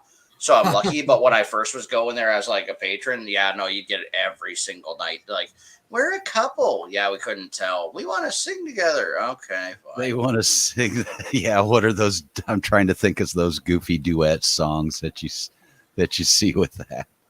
Well, there's usually some girl that could sing kind of okay, and then some drunk guy, and then he would just scream the Kid Rock part where it's like, oh, it was terrible. There's a Bradley Cooper and Lady Gaga song. That one gets a ton. Oh no! Yeah, Oh, yeah, that one has to be terrible. See, we're getting some Man Thing love over here. This is awesome. Yep. I watched Werewolf by Night, and I had to draw him. That's fair. That's definitely fair. I liked it. I thought it was good. I'm one of the few people that actually enjoyed She-Hulk too, so I guess I'm just weird. Oh It wow! was- Well, it was nice talking to you, John. I know. I I will was say this boy there's- that Warren drew the battle lines. He's like, who the fuck is this guy? Like, Overall, I'd have to say it was kind of a fail. There's a few things here and there that were okay. I was just one of those where I kind of It was supposed to be a comedy, and none of the jokes hit. The yeah. only joke that hit was when the Hulk punched her off the cliff, and she flipped him the finger on the way down. Yeah, that was the only joke that hit well in that See, for entire me- fucking show. I thought the Kevin thing was really funny. Yeah, I that don't know. was with the algorithms. This is the reason the series sucked, because the algorithms said, yeah, that was the first Yeah, they but- kind of did that, where she went into they broke the fourth wall. Yeah. There was me, that there was just- like there was like the That the screams- streaming screen up, and she busted out of hers and then swung into Marvel's Assembled, broke through that and went into the writer's room and like, what the fuck? Look, we knew it wasn't going to be Emmy award winning in Right. any freaking way. But that just screams like it was all a dream type shit to me. And You know, it makes me wonder do not if like they it, had Sam. I am. that was something they either refilmed or had waiting ready, locked and loaded in case Case that it people sucked. weren't liking it too much. It's like, here's why you didn't like it. Look, it's the writer's fault, and Kevin, the AI and the algorithms, man. Yeah, it was like something like, just something like turn off your brain and watch kind of thing. It didn't quite hit the level of I like it did popcorn make flicking or anything like that for me. It was something I put on. And I wasn't like, oh my god, this is the best. Like Moon Knight, probably the best one of the bunch so far for me. But no. Have you seen Werewolf by Night yet? yeah, I liked it. I did enjoy it. I dug that, man. I like that. I can't get Larry to watch it because now he won't watch it just because I keep asking him if he watched it yet. I thought it was going to be some kind of a grimace against Black and White, and Warren was going to go, "You motherfucker, listen to me." No, that actually worked, man. That worked out well that way. I like the way that when they've transitioned into the color area. Plus, I was really happy with it because Warren pulled his screen down. Well, I didn't need to pull it down. It actually shut off. Oh, Yeah. yeah, I well, like that the introduction of like, they actually didn't screw the pooch on fucking Man Thing, because if you try to see where they've tried to do any Man Thing in the past, like I think Sci-Fi Channel tried doing a movie and with their budget, and it was just, oh my god, it was awful. well, It's he like, was an how Easter dare you? egg, wasn't he? In Ragnarok or something, or was it Ragnarok? I think he's like one of the champions on the side of the big building in that one. So, along with Beta Ray Bill and a couple other characters they never used. Yeah, but I did like that. Hopefully, they're going to bring him into more stuff because they did a good job with that, man. The CGI looked really good on him, man. I will say with the She-Hulk thing that probably me just laughing my ass off loving it was watching the internet explode after Scar and his ridiculous appearance and bad CGI. Yeah, the CGI got pretty janky janky. here and there. It got jankier as the show went on too. Yeah, well, like, it was like off and on. There was spots where it looked right, and then other spots where They you're like, were rushing oh, the animators. They Do were what? rushing the special effects team on that one. yeah, They didn't- they you know didn't how have that it. goes So down. many Yeah, you notice places they where- didn't make that joke when they're up in the Kevin area where it's like underpaid, overworked CGI artists, man. Well, he said they've already moved on to a new project, so please shift off screen. Yeah, Like that was pretty good. Like I liked that, but I mean, I get it that it can feel way too forced, and probably half my enjoyment was just laughing at the comment sections on all the rage posts of it, because it wasn't anything that is going to be remembered or like special. I liked WandaVision a lot. I liked Moon Knight. I thought was fantastic. yeah. I don't But, get like- why people didn't like WandaVision. I think just the first few episodes threw them off by doing the different retro eras, but I kind of dug that. It was cool, different, you know. WandaVision was okay. Yeah, I think it's a pace thing. I think it wasn't everybody's pace. Well, that's what I say. Everybody wants everything thrown at them all at once now instead of like building up to it. You know, everybody wants that quick gratification. I want action and a bunch of things going on and stuff. Well, Falcon and Winter Soldier kind of had that problem where it was a lot of people didn't latch to it the way that they were hoping for because it had so many nightmares along the scripting step of it, right? Yeah. They changed It up had most of too what it much was supposed stuff to be. going on. Yeah. Well, it was also one of my friends pointed out to me that was probably his least favorite because he's like, these are supposed to be my escapism. I don't want to hear about a lot of the real life tie-in. It's like, but you're watching Captain America. Do you know what that is? Like, it's always been a little bit preachy. Well, you got to pick a villain too. Since You've the got Punch like the 4 or Nazi 5 cover, different. man. Well, does that work? But it's always Yeehaw America, and Captain America is no longer Yeehaw America. Yeah. See, I like Sam Wilson Cap. I actually really liked him in the comics too. So Yeah, again, well, I'm a long time Cap guy. Well, So I mean, I never read Captain America, but just the aura that the character's given off has always been like, yay, America. It's Captain America, you know? Mhm. And then it's like, they do that, oh, I've actually been working for Hydra the whole time. that's No, a it's huge not really. blemish. And I'm just like, what the fuck ever? Come on. I don't know. The best like Cap was when they tied him into Civil War and all that stuff. And Yeah. like I mean, like I said, I was actually getting ready to read Captain America for the first time. I was going to pick up some Captain America, start reading it, and then that Hail Hydra thing came out, and I was like, Why would I bother? It's rough. That was definitely the rough side of it all. Well, didn't it end up that he was being mind controlled or Yeah. clone or some shit? Yeah, it's always something like It's that. a I mean, comic, it's of course they're gonna do stuff like that. So I don't know why everybody'd have a fit just because they did that for a minute, I'm gonna man. say like it. We've seen Spider-Man stories that were just as cataclysmically bad to get through. Look at the Clone Saga, for Christ's sake! Yeah. Like, holy crap! Been doing any gaming lately, man? No, that's the one thing I've been tapped out on, and it looks like it's a good time to be gaming. I mean, Cyberpunk seems to be doing really nicely now with all the patch outs, and Yeah, Larry went back to playing it. I haven't got around to any gaming much of anything lately. I was getting into the multiverse verses there for a little while, and I've taken a good break off of it, but it's not because the game's bad. It's actually just because time crunch.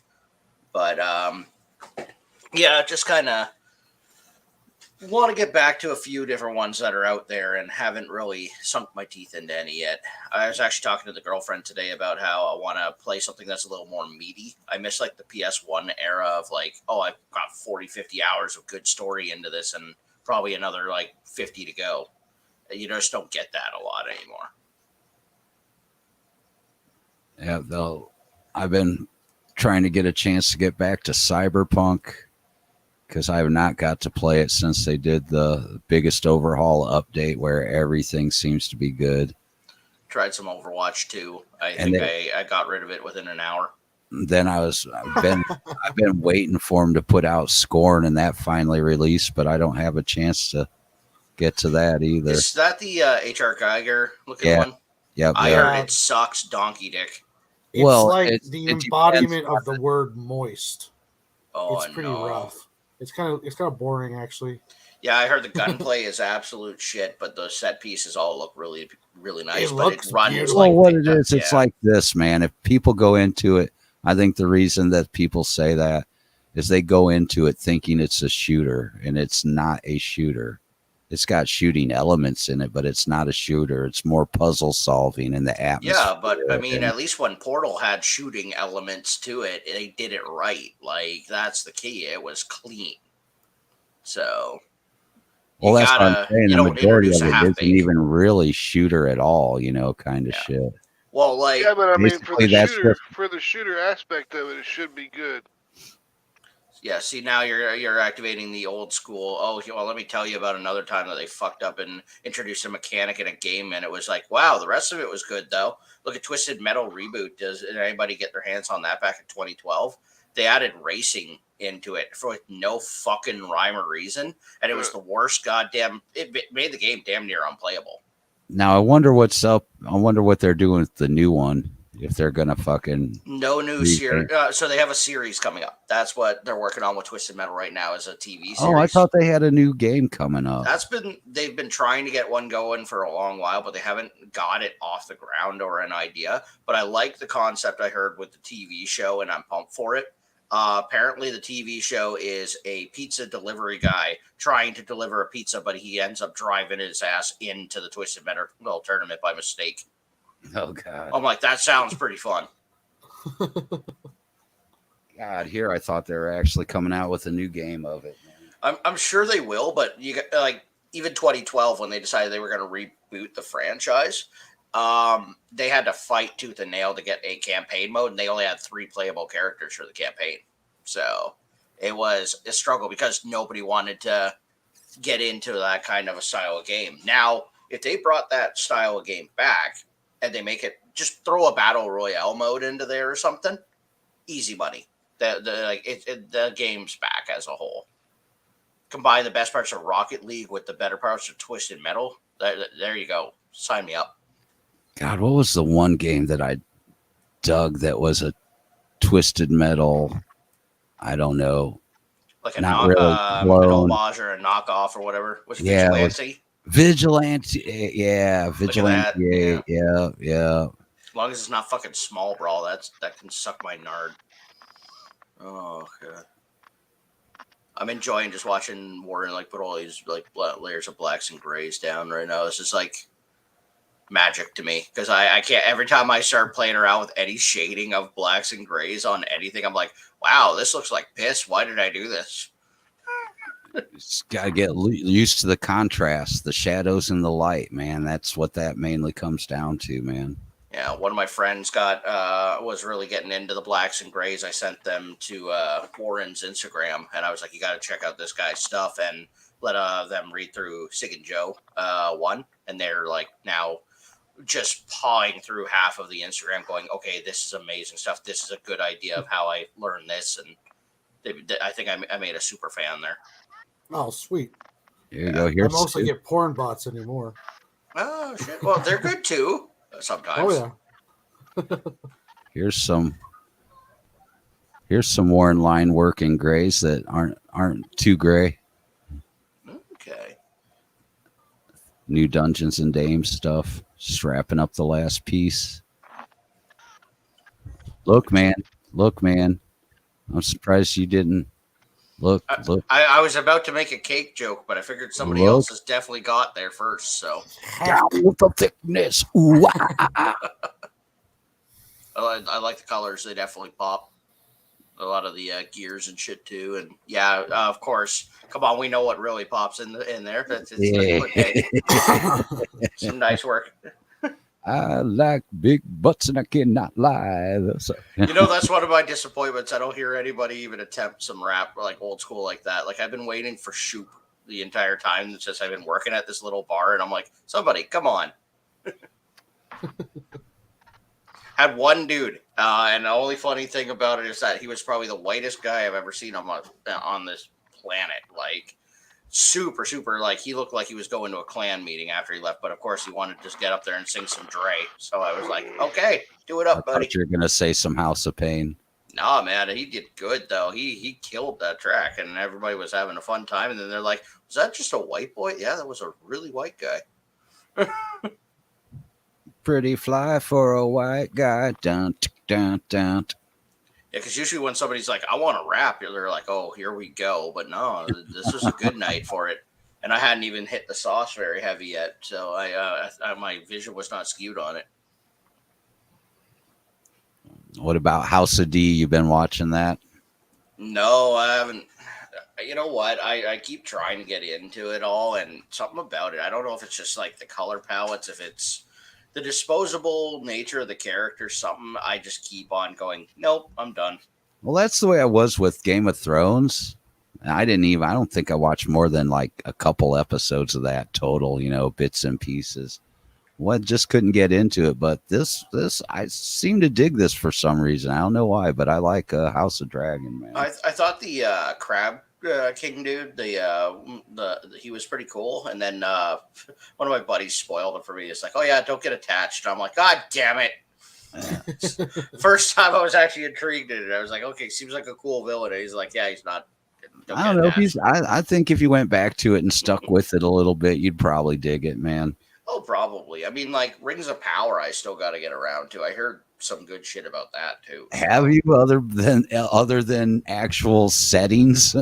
Pretty much what I hear for everywhere is how bad that is, except for like the settings, the CGI, and all that, man. Well, what was Token known for writing extremely well? Like the whole thing is he was a set guy. Like even you read through the pages, he's got.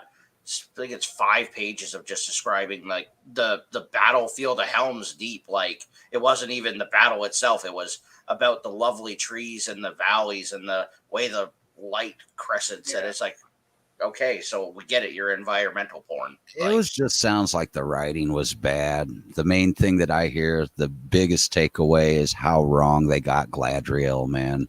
Yeah, but that's how very, very wrong in every instance they got her wrong, man. They introduced some characters that shouldn't be around for about 100 to 200 years as well. And they've taken away apparently some characters that were supposed to be there. Like Grenadale's husband is gone. Yeah, he's not in it at all. That's right. You watched this, right? I watched the first 3 episodes, and then I just had to turn away because it was like really expensive Peter Jackson fan fiction, and then it's not even connected to the Peter Jackson movies, and it's not really even connected to the book series because they're starting to change stuff and veer off. And it just got to the point where it was like this show. It's another thing I don't understand too.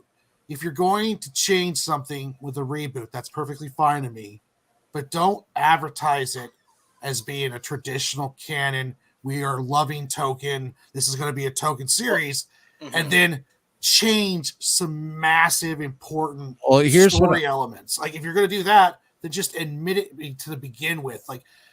The problem we have now, I think a lot of times that Disney does this too, is they bait people in with promises of canon, promises of tradition, and then when you get to go watch it, it's like the opposite. They did it terribly with Star Wars. Here's what it sounds like with the Rings of Power, that some of the reasoning for that is because they were so limited of what they could actually touch from canon. They were very limited. You can't touch this, you can't do this, you can't even talk about that. So they're basically left with trying to fill in the blanks with shit they weren't allowed to even try and fill you in. They should have been honest with that. Yeah. Because they can't touch anything the first age and a lot of the Silmarillion, right? Like they can't Something like that. Yeah. The first and third age that I think they're not allowed, they can't touch at all.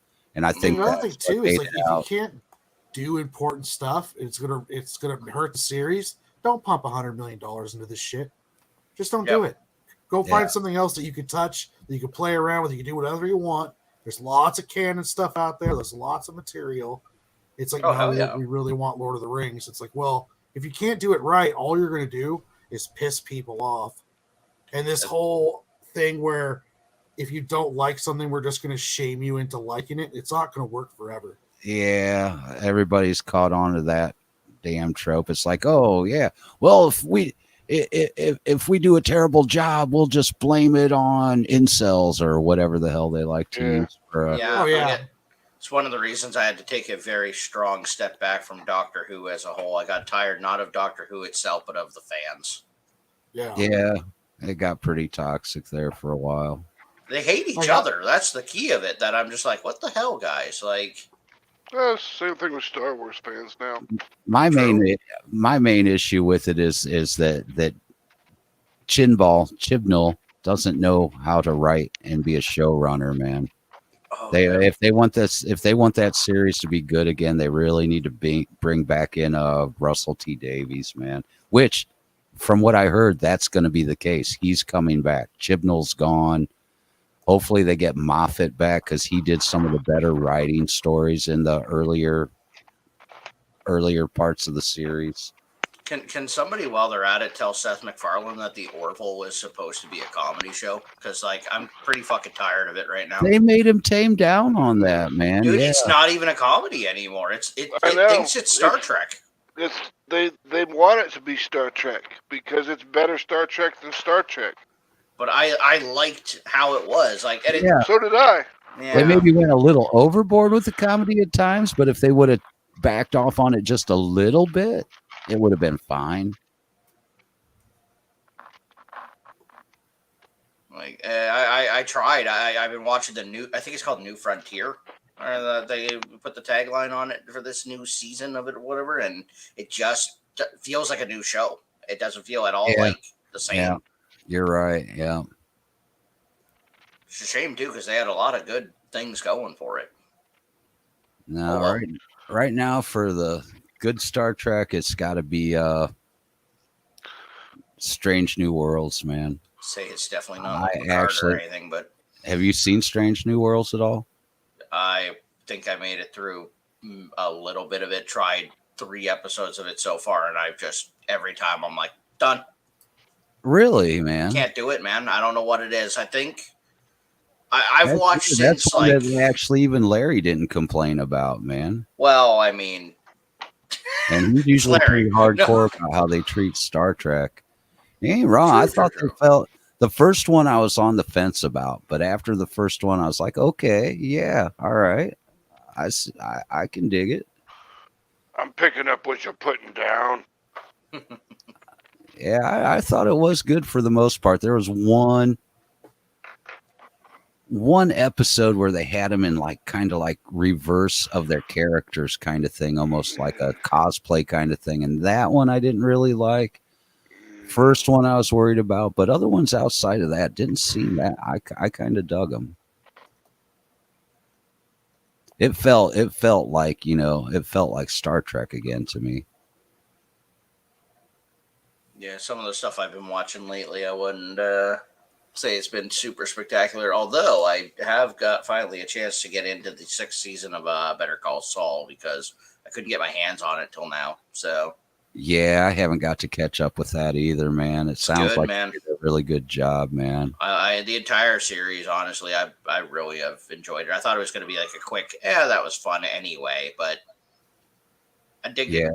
Like I'm not done the 6th yet. I know that a lot of shit's about to go down, but it's a good show. Yeah, that's another. I'm so behind in my viewing, man. I Behind. tried to watch that god awful Dahmer thing and just found myself wanting to punch the people who made it. So I watched about 3 episodes and I kind of just lost interest. just because, of course, I know Hart. If I see anybody dress up as Dahmer on Halloween, I'm going to punch him and be like, "That's for Fisher, man." Well, that's one reason I kind of watched it too, because I was waiting to see the scenes where they had Hart's book in there. They got some major shit wrong.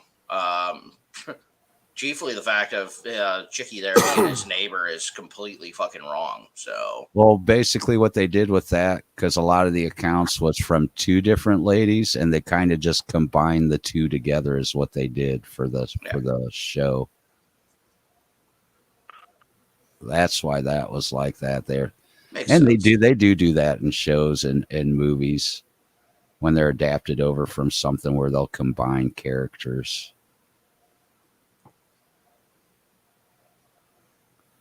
But yeah, man, that was, I didn't make it through that one. Yeah, it was the same thing with Squid Games, where it's like if people don't shut the fuck up about something, I'm not likely to get into it. And I know Squid Games is apparently good and shit, but no. I think that's probably why I didn't get into Game of Thrones, man. It was just, I was just being a contrarian because everybody was, oh my God, Game of Thrones. Oh God. Oh. Yeah, I'm a real hipster asshole that I'm like, you guys like that shit? No. Like,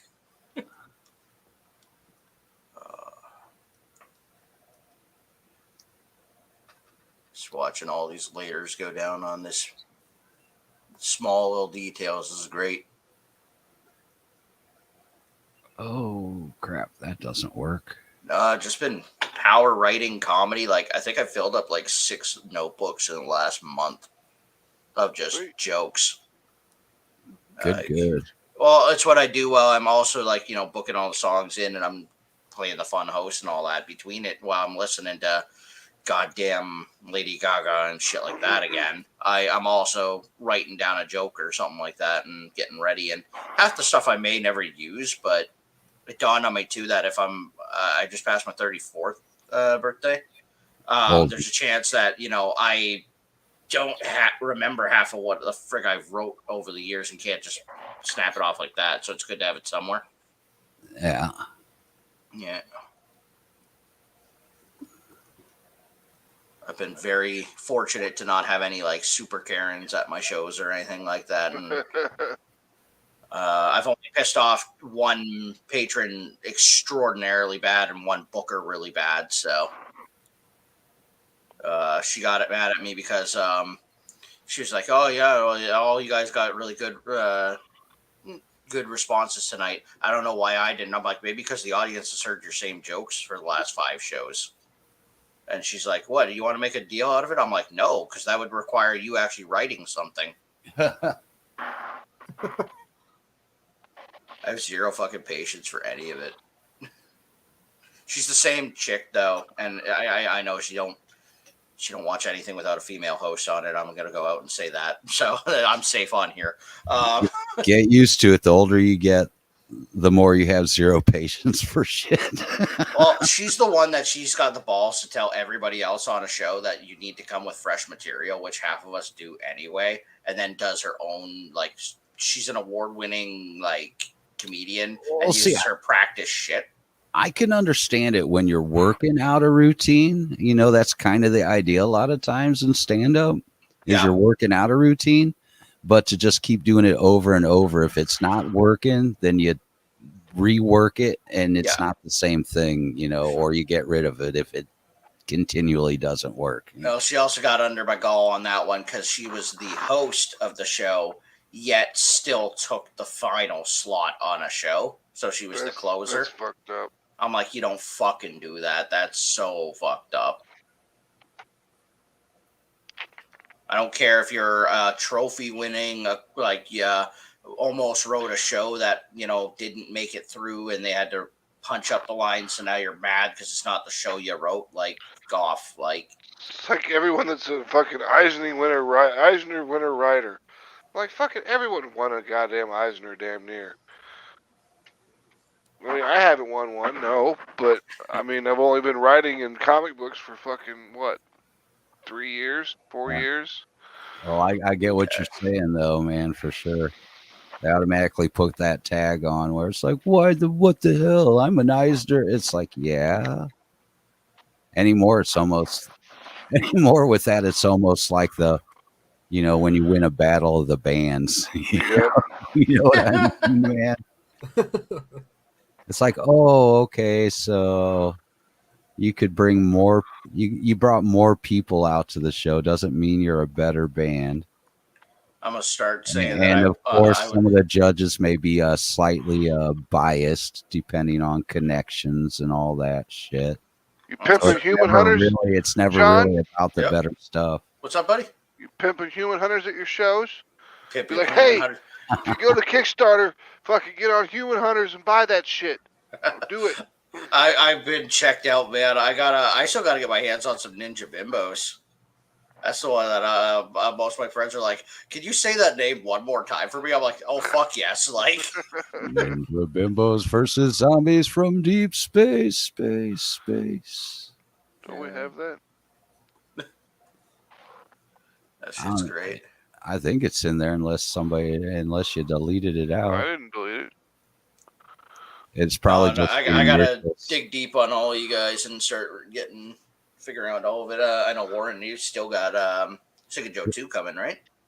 Yeah, I'm working on that right now, and the art should be done by the end of the year or Nice. before. And I've got a print run restarted for issue 1 right now that I'm waiting for the proof on. That's cool, man. All right, here you go. Ninja Bimbos versus zombies from deep space. Ninja Bimbos versus zombies. Oh, it's on from loop. deep Shit. space. Space.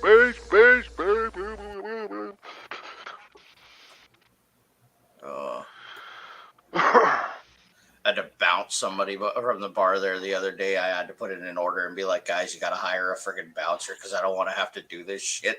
I don't want to do it. It's just, I like being the fun, nice guy that's welcoming you to the party, not kicking drunk Well, if you're bastards out. hosting karaoke, it's not your job to be the bouncer, dude. We didn't have anybody in, and there was 2 girls at the bar, and don't get me wrong, one of them could definitely handle themselves just fine. But See, that bar should have had somebody in there. You shouldn't have had to do that. You should have been able to focus on what you're there to do, man.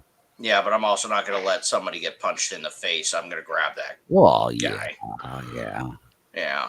Funny though, it's like I hope that I get somebody there to, you know that I can relax and be like, yeah, it's not my problem right this minute. Good to know though that when I needed it, I could still, grab a guy and launch him out. So. Gobbledygook that motherfucker out the door. Oh, I squeezed him right on the neck, and it's pretty funny hearing a scrawny little bastard say, "Oh my god, he fucking scruffed me." You did the Vulcan death pinch and shit. Yeah, no, just got one good meaty hand right on the back of his neck, and I got one hand under one of his arms, and he was motionless. He said I couldn't feel his legs. I'm like, ha, ha, ha. Let's go, buddy. I remember back in school days, we had a teacher that would do that. Come up behind you when you're fucking up and just do the Vulcan death pinch, man. We wouldn't get away with that stuff these days, but yeah. Like the little mushrooms growing off his shoulder and stuff there. Of course, you gotta do that with the man thing. See that I'll admit it. That's a character I know very very little about. Like I know he protects what a portal to other worlds in his swamp or something like that, and that he was The, human at one the, point. the Nexus, yeah, Ted. Thank you. That's it. Yeah. Ted.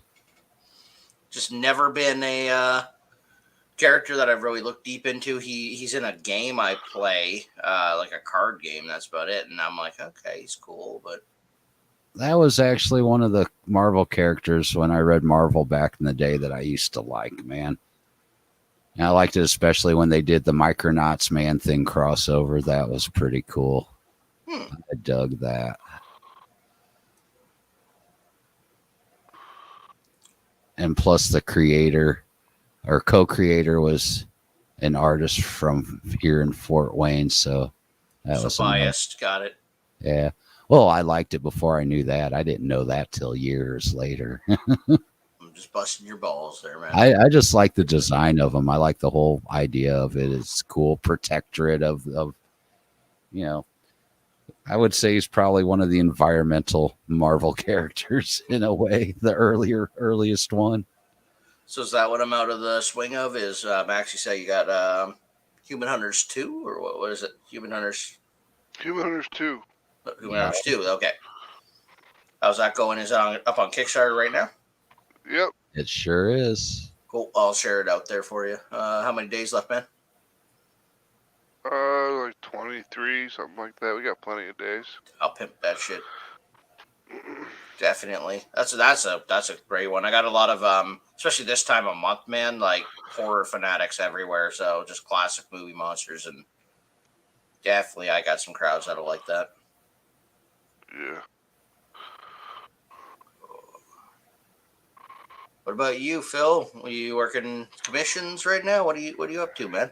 Well, working on the last piece of Dungeons and Dames. I gotta get this done tonight, and then I've got a Mary Machine Gun sticker to get on.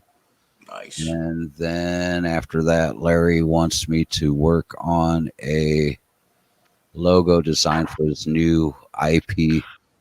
That's right. He's launching a new title, isn't he? Yeah, Savage Sin.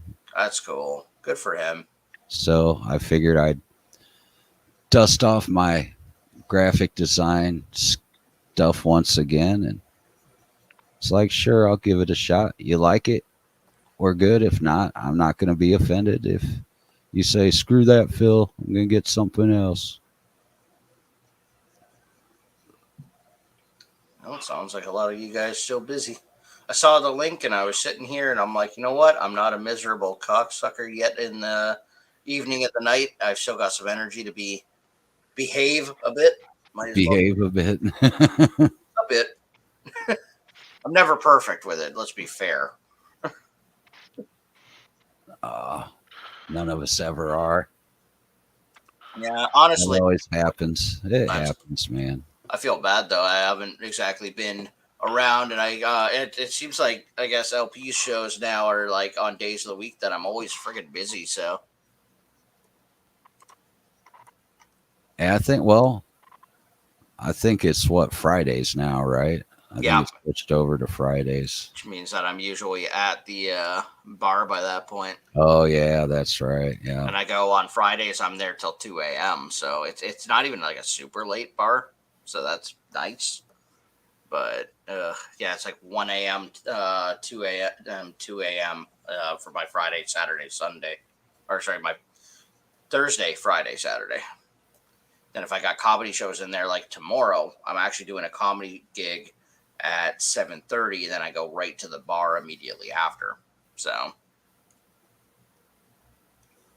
So you're doing Kuro. Usually, man, they around here they usually for a while it was pretty hardcore, but they had usually cut out karaoke on weekends and just back to live bands. yeah, I wonder if we'll get back to that but Saturdays seem to be better. So I'm beside a bowling alley, which helps too. because if they got lanes booked up, sometimes they're like, oh shit, karaoke, and they just kind of roam on over. So Saturdays actually have been pretty busy lately. Oh, dude, it used to drive us all nuts. Like in the early 2000s when we were having the recession go on and stuff, man, karaoke was taking over all the live band gigs, and we were just getting so frustrated. Well, because it was cheaper. You're only hiring one person in with the stuff, a band, but yeah, karaoke used to be our arch nemesis here for a little while, man. Well, that's like comedy, man. It's hard to get them when they're like, oh, we could just have a band come in. Oh, we can just have karaoke set up, or we'll just have a DJ come in. That's my favorite. Oh, we'll have a DJ. What's the DJ? It's Buddy with his Spotify list behind the bar. Like, yeah. Well, we did one for a while where we hosted at this one bar. We hosted a regular thing. I forget what days it was on, but we did it regularly. And we had one of the DJs around here that was a good DJ, and he played with, he played with live band stuff. So we basically were doing impromptu live music and DJ mixing stuff in with while we were playing. It was pretty fun and interesting, man. That's actually pretty cool. Yeah, no, here, man, getting like venues to be like, yeah, no, we want some comedians and stuff like that. It's pretty hard. They usually want us in on the weekdays as well, rather than the weekends. So it's like, I guess the theory is that people will be out to drink anyway on a weekend. So I don't know. It's a little bit of a weird scene. So suck it, bitches. Yeah, that's exactly it. That's how I get paid. Suck it, bitches. Yep. Exactly. No, this bar is great. That's how. What's his face got paid? Fucking. Who's that fucking that insult comic? Don Rickles. True. He told people to suck it, and they got all sorts of money. I'm looking to host a show coming up. The venue I've been working at. It's like I said, a small little bar, but they are willing to take a shot at allowing me hosting a comedy show. But we have enough of these stand-up open mic things. I want to run a roast battle show. Yeah. It'll be. I want to call it all roast. Fuck no, you and the. Yeah. Fuck you and the horse you rode in on. That'd be great. No, see, there's a better name. No, I want to call it all roast, no beef. Yeah. Yeah, That's good. Yeah. Somebody else told me call it vegan roast beef. I'm like, no, that's stupid. Fuck off. And You had to I'm deal like, with you're my first fucking opponent on this thing now. Like, had to deal with any hecklers lately. just loudmouths that think they're the comedian. The Yeah, lucky thing for me yeah. is that I've done this enough times now that I feel comfortable enough. I can drop whatever I was gonna say and just pick on them instead. So, I did it with a couple of soccer moms a while back. I did it with the last time that I don't even know. It was just luck on my point, I guess, or maybe she had those. I don't know. In the Zen Den, is it acceptable to say dick sucking lips? Like fuck.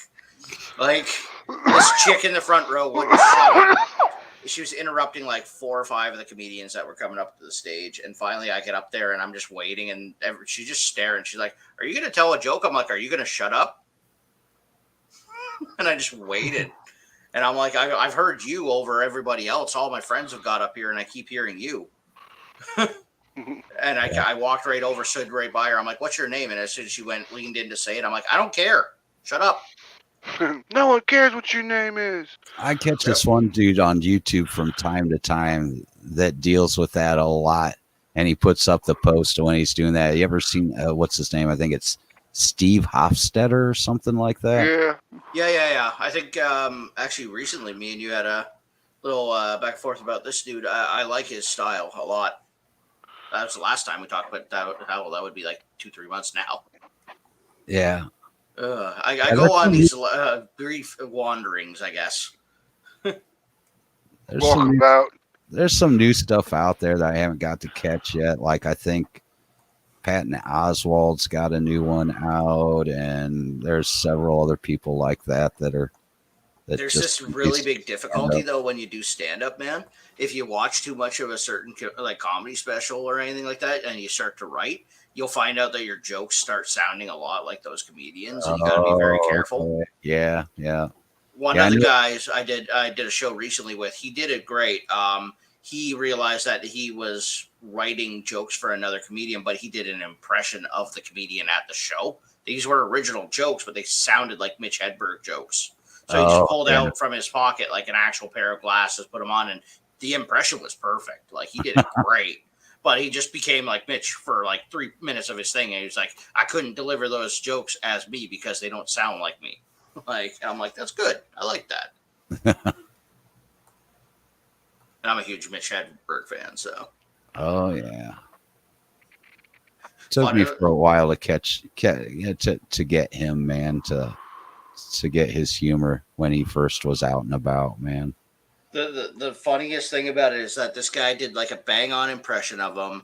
Yeah, just wrote jokes like him, all that. He gets off the stage. I'm like, yeah, too bad he's gone, right? And he goes, he's fucking dead. Jeez, you didn't know. Had no idea. It's like, oh shit, I thought you were like a fan. I thought you knew all about it. It's like, no, man, I had no fucking idea. Like, it's like, okay. Well, one that was like that with me, I was a fan and I catch up with stuff, but Greg Giraldo, man, I didn't realize right away when he passed away, man. Giraldo's been gone quite a few years now, hasn't he? Right, yeah. I'm just saying when it first happened, man. Yeah. I didn't know for a little bit. And I was like, what? No. Giraldo's dead? Greg Giraldo. Yeah, Greg Giraldo. I thought you meant Geraldo. No. I thought you meant like the dude that's married to Connie Chung Geraldo. Like, broke my nose because I got smacked in the face with a chair, Geraldo. I think when Giraldo went and when Patrice went, that was really tough. Yeah, Patrice was fucking funny, man. Yep. There's quite a few comedians that I like that are all gone at this point, so it's real rough. Like I went through that little patch where I was like, God damn, I don't like to think about all the comedians I grew up liking because half of them are stroked out, gone, or OD'd at this point. Like, who was the one that bummed me out? He had the TV show. Oh, Steve Harvey. No, not Steve. He's still kicking Cedric around. Cedric the Entertainer there. Yeah. Which one? Cedric the Entertainer. Yeah, he's one of them. But no, it was a dude that he went on his show. I can't remember what his name was. He had the family. He was always roasting on his kids. It's not Bernie Mac. Bernie Mac. There you go. Yep. I forgot Bernie Mac was gone, actually. Yeah, I got into that. I liked his show, man. That's when I first started getting into his stuff, and then he passed away. I'm like, oh man. No, man, there's a lot of great comedians that have just gone. Like, I mean, of course, you got guys like Carlin and Pryor that, obviously they're gone. It's been years since they passed, but one that people forgot, we lost Gilbert Godfrey not too long ago. Forgot about that too. Yeah, he was a funny guy. Norm Macdonald was a big one. I like Norm. That's actually one of the ones, though. Norm is like a comedian's comedian, man. Yeah, man. Like, if you want to know how to dig yourself a pile of shit real fast, you listen to a lot of Norm jokes, then try and write. Oh my God, you'll bury yourself if you're not experienced. Yeah. He was quick about it too. You hear people talk about hanging out with him and how you didn't even realize that he was setting you up for a joke at first when he's in a conversation. That's like, oh, Norm, you fucker, that kind of thing. His 8-minute moth joke still stands out. I mean, it's just pure genius. Oh God, yeah. That one, yeah.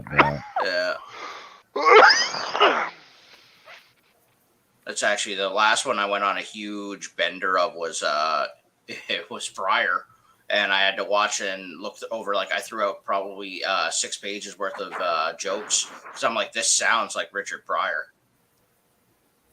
And it's like I knew they were my own jokes, but I don't sound like that. It's hard to see it sometimes, though. Be like if you went out to let me think here, like a really good thing, like a Misfits concert or something like that, and then you write a good song, and you're like, well, shit, I'm writing bad grunge metal now. Like, shouldn't say that. I like the Misfits. I don't know why. I just do.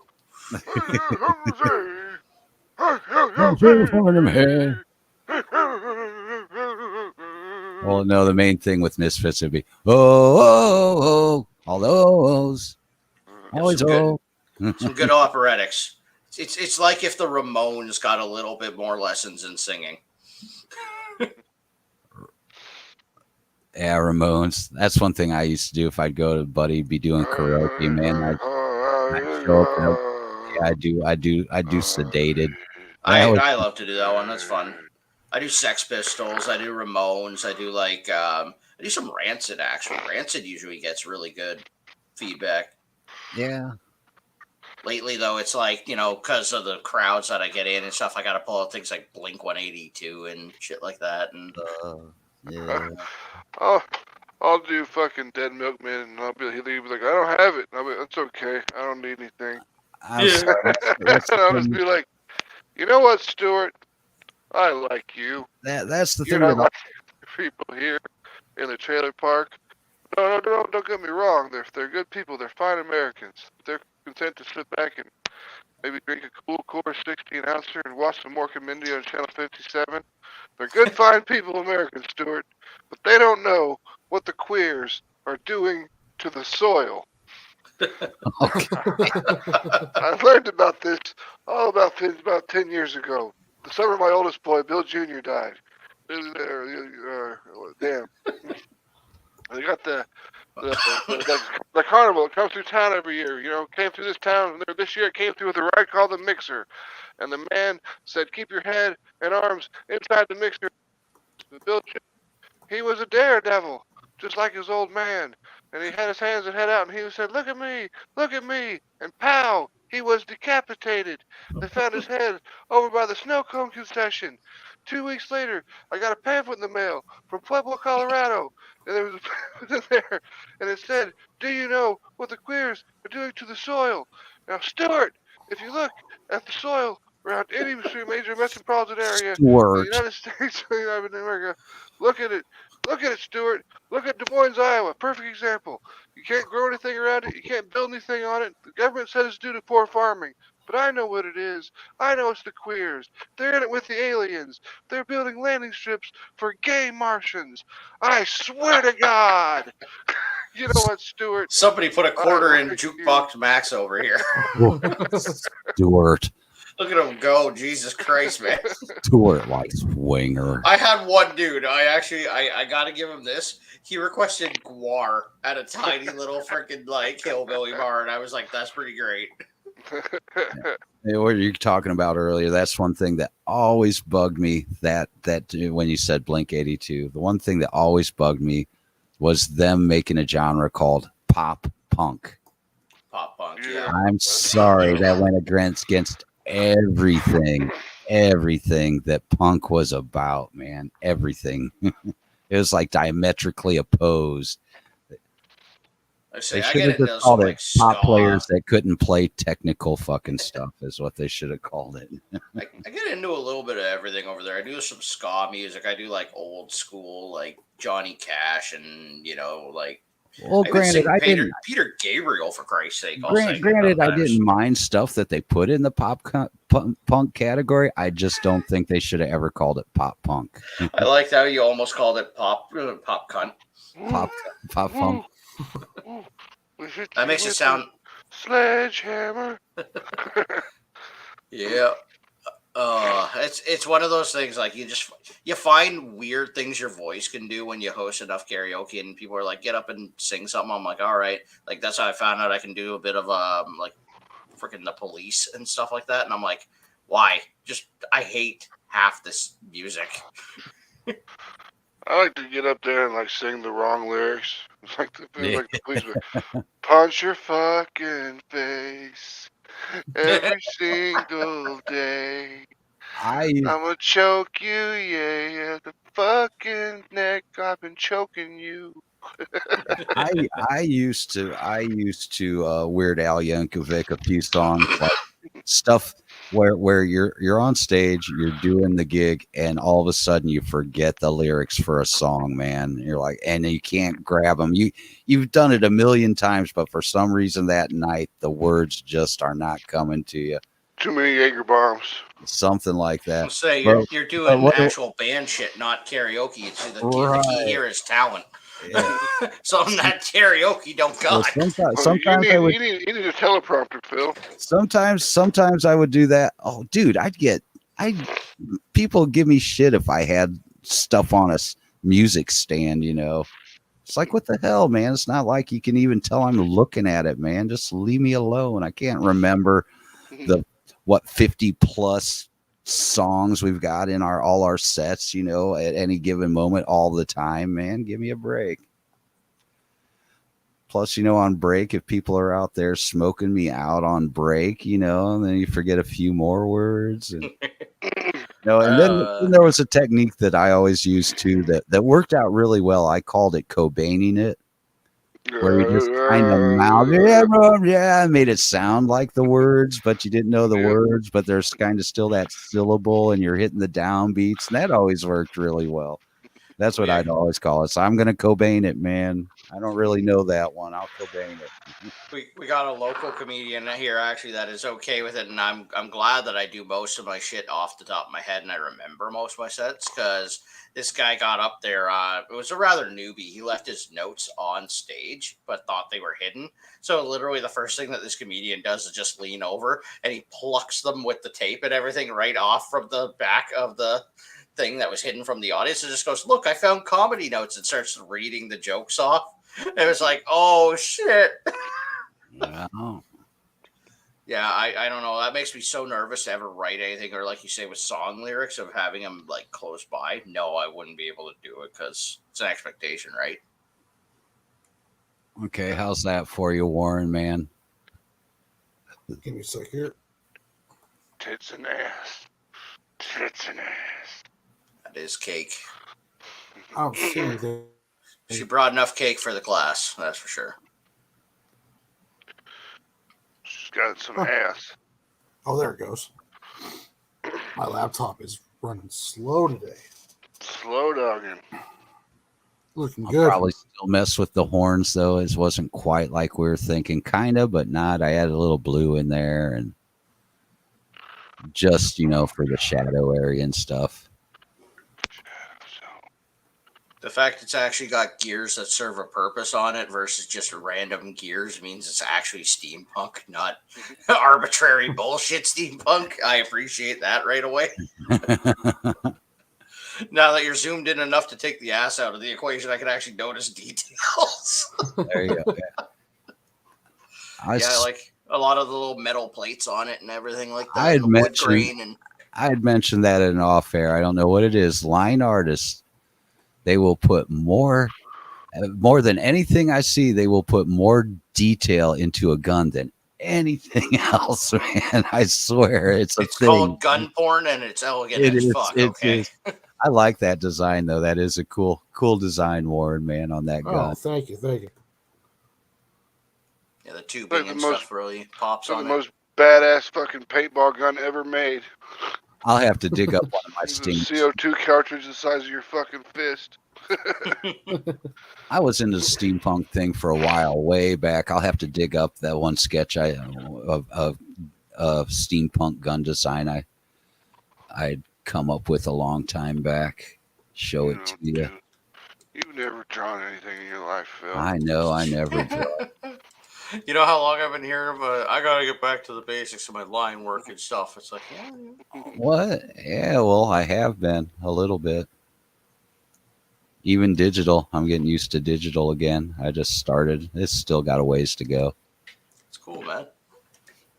So the girl sent me this video just to piss me off. It's like, the guy's like, "Did you know if you take a Coke and pour it down the sink, he opens a brand new soda and pours it down the sink, he's like, you just wasted a soda." And I'm like, that's fucking true. Why are you gotta be like that? All right. Well, you know what? We've been going live for 2.5 hours. I don't think we got anybody still watching. Why don't we wrap it up and carry over into the off air, man? You guys up for All right. that? All right. Alrighty. Good. Let's do that. Well, hold it. Let me get that link back up for those. For like Warren. Let's see. Go over here. Open this back up. Privat. Yes, in the privat chat. Copy. Paste. Like the way you got those eyes looking there, Warren. Yeah, that Oh, looks thank good. Oh, yeah, All this is gonna take a bit, but it's coming out pretty good. There you guys go. There's the link in the private chat for the off air. Oh, I hear y'all popping in. All right. Peace All out. right, Bulls. all right, everybody that hung out. Thanks for hanging out. The Zen Den. Thanks, guys, for stopping by and hanging out with me, man. And we'll catch you all again real soon. Sounds good. Well, Have a wonderful night. Yeah. Good night, everybody.